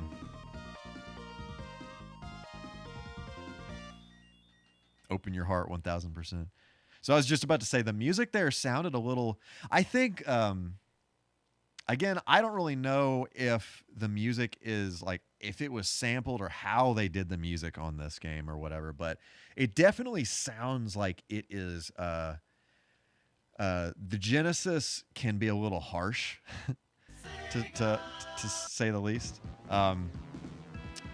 But it, like, I don't know, it was like it just has like kind of a softer kind of vibe to it. It's not as harsh. All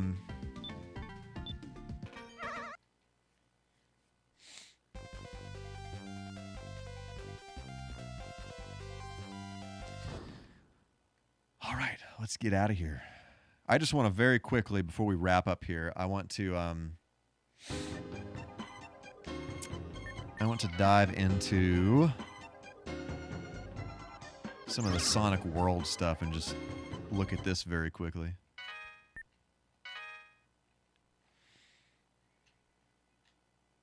Oh yeah, C4. That definitely makes sense. Yeah, I don't know what they had going on there with the audio, but it's definitely very different. And I don't think it works as well. It definitely doesn't sound as good as it did on a regular Genesis. So this is Sonic World. You can run at a blistering speed throughout this area. It's much easier with the 3D pad, but I'm not going to pull that out. So I'm using a D-pad, and this is very difficult. But you can run around. You can do like different little missions. Do like different little missions. Tails is like up here, so you can. Let's try to get up there.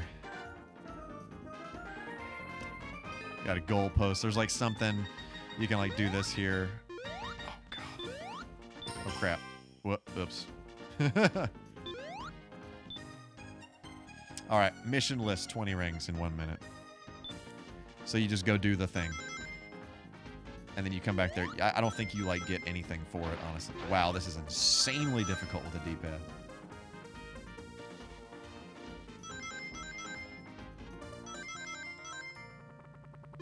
Beautiful. And then I did it. His whole head bounces with... Yeah. So yeah, it is my understanding that this was kind of like a prototype for Sonic Adventure, which Sonic Adventure, you know, they actually used in the prototype version of Sonic Adventure. They used like, I'm pretty sure, this exact model. They used it for a while until they finally, you know, got the updated models and everything. And I want to say like this model is actually still in Sonic Adventure. Yeah, it's definitely very similar to the Sonic R one. I don't know if it is the same one or not. Freaking chat keeps going to sleep. I don't know if it's the same one as Sonic R. This one also, it looks very close to the one.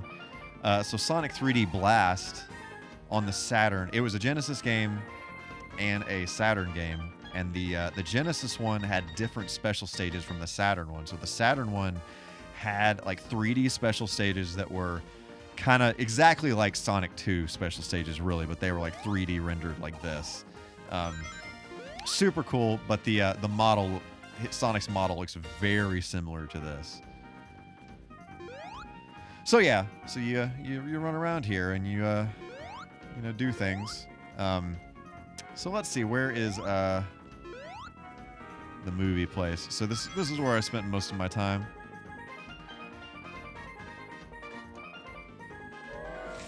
Yeah, see, for the PlayStation was a huge blind spot for me back in the day because I had a Saturn instead of a PlayStation. So I'm working on correcting that nowadays, but yeah.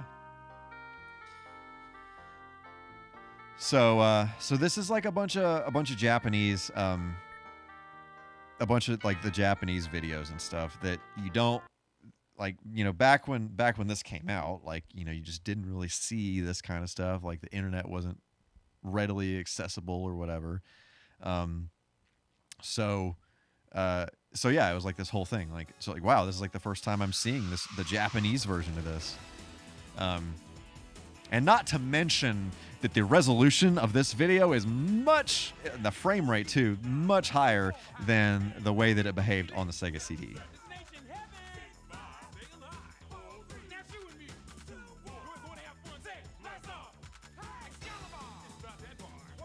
So yeah.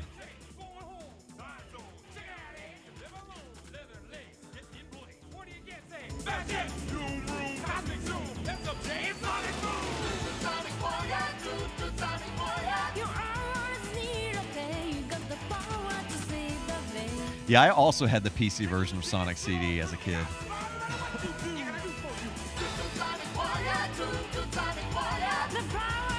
I wound up getting that like way later. The first time I played Sonic CD was on the Sega CD.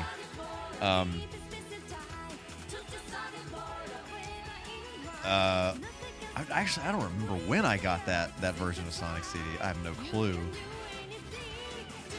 But I got it on the Sega CD. It was this whole thing. This is like a whole weird discussion. So I got a Sega CD with Sonic CD and like Sewer Shark because that came with it. And for some reason, I just like I didn't like it. I don't really know why. And then I wound up returning it and getting a 32X instead with Knuckles Chaotix, which was like one of the stupidest things that I've ever done. But, you know, here we are. So there's that. Sonic the Animation. There was one of these that is, it's some clips from, there's a Sonic anime that came out like kind of around the time that the Dreamcast came out. It came out, a dubbed version of that anime came out in the US, but it was out in Japan, you know, before all this, obviously earlier in the 90s. Sonic CG image unpublished. What the heck was this?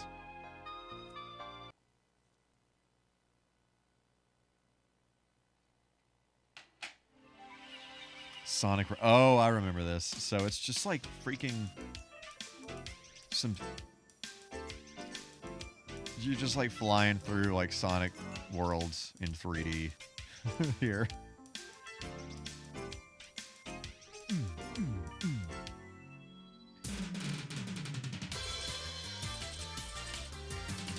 That model is tragic looking. Yeah, C4, I totally was too. I loved Sonic Sat Am. Like, it was just like that show is so good. I love just the feeling of how that show, it's like it kind of has a lighthearted aspect to it, but it has like, you know, all this like kind of dark stuff mixed into it, and it's like kind of serious, you know.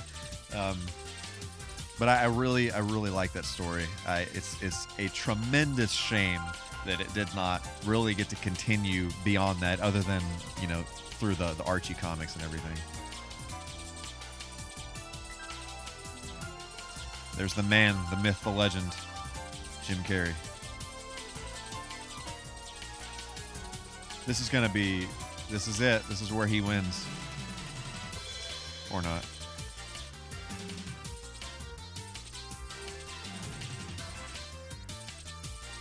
I love how it just follows him around here for no reason whatsoever, and then he does like a disco move. So strange.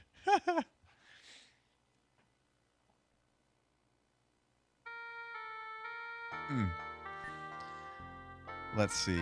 What was this one?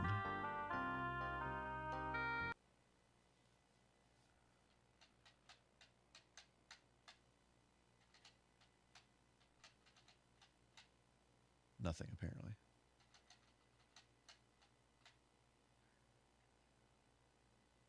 I always forget like how long the Saturn takes to load sometimes.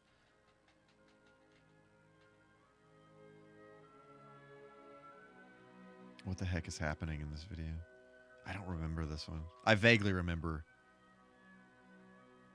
Yeah.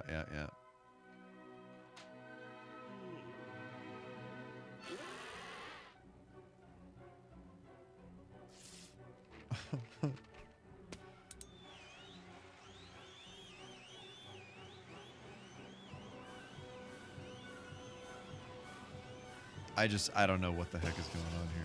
I don't remember what this was.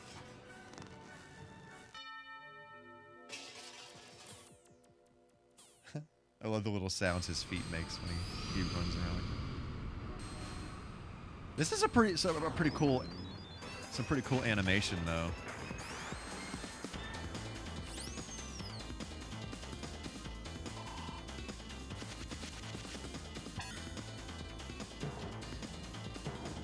You know, kind of like the drawn stuff mixed with the 3D rendered stuff.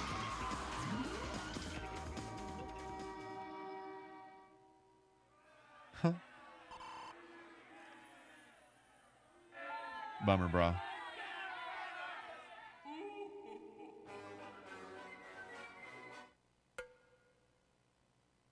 To be concluded.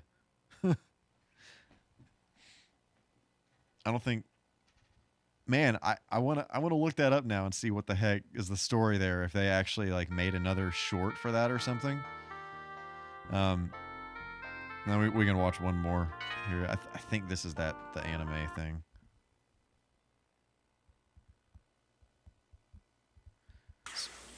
Yeah.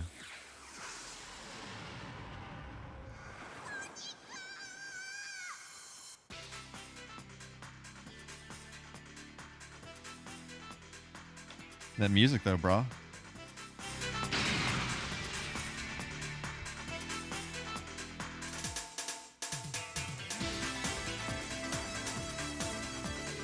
Woo.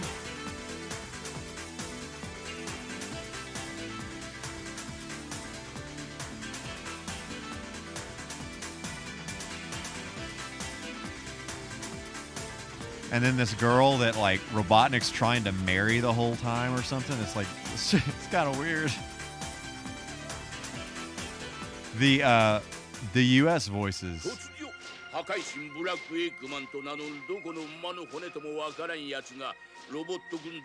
The US voices on this are just like tragic.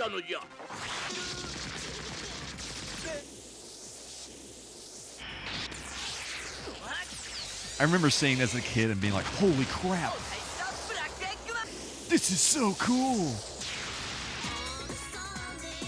It's got Metal Sonic in it.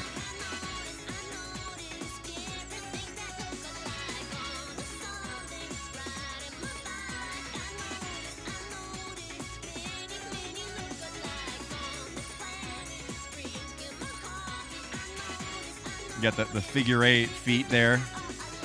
I always loved that move that you can do in Sonic CD, where it's like you hold up and press jump a bunch of times, like the spin dash, except you're holding up, and you can you peel out there and then like speed off really fast with like a figure 8 feet.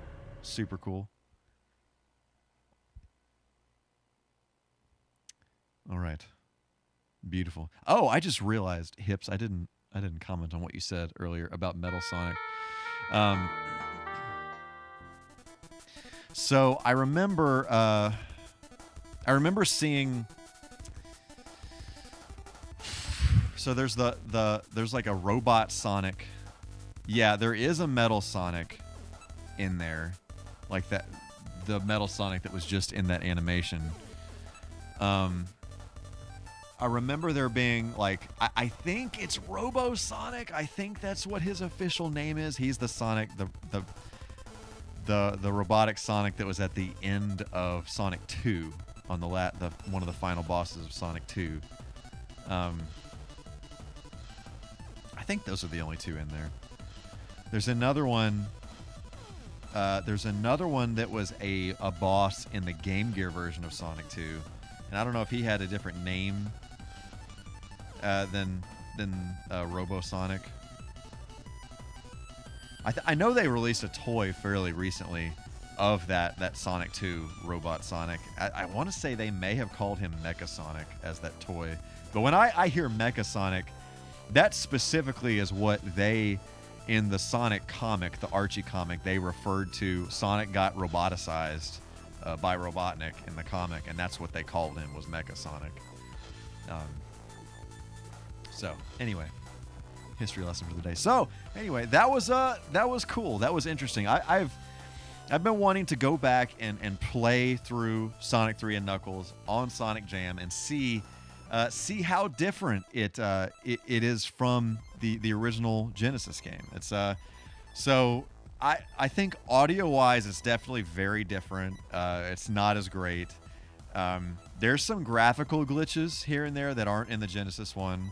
Some weird stuff where you can I don't know, some weird stuff not overlapping correctly, that kind of thing.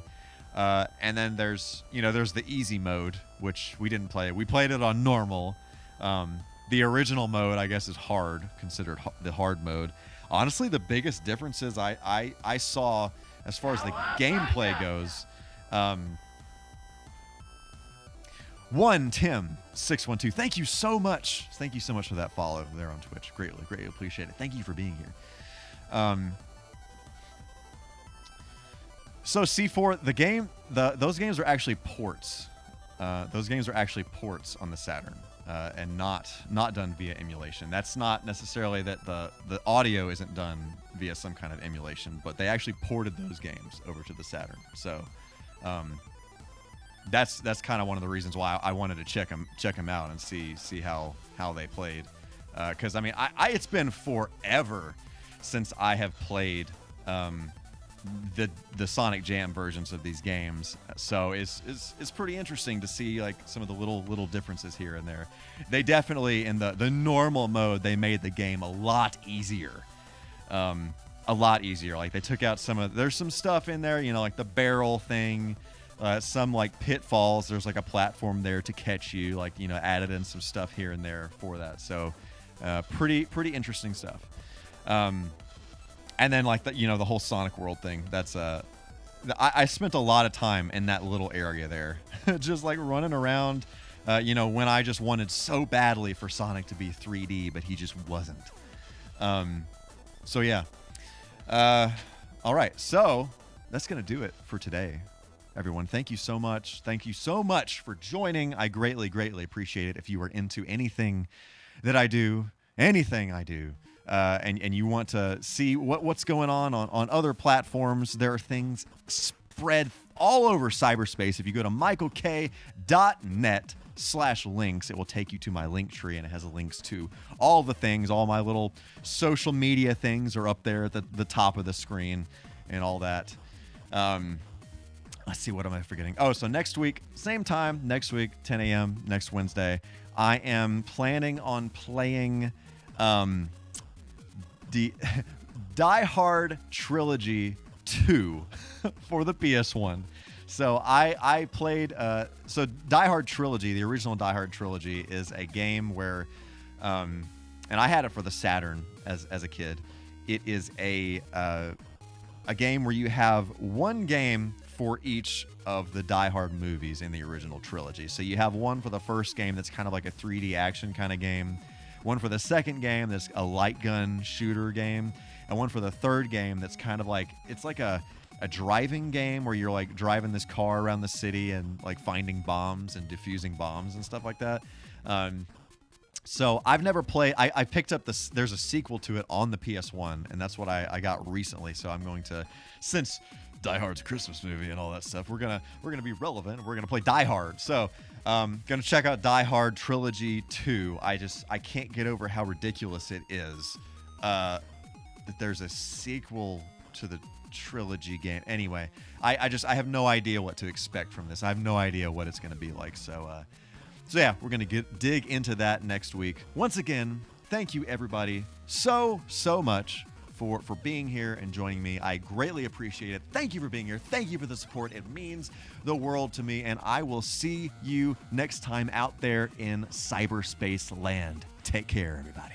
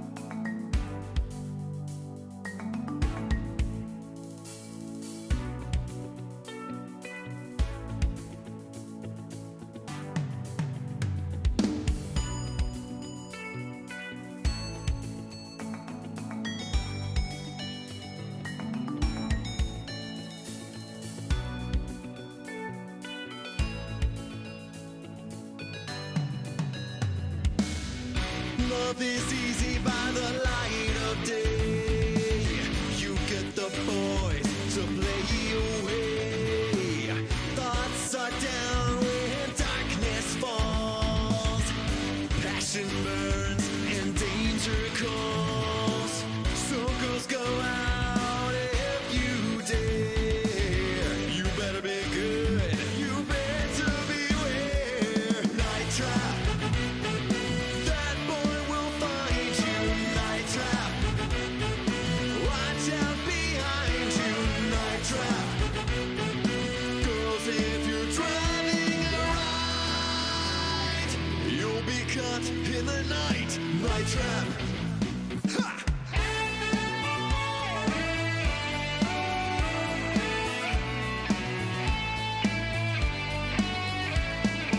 Night trap.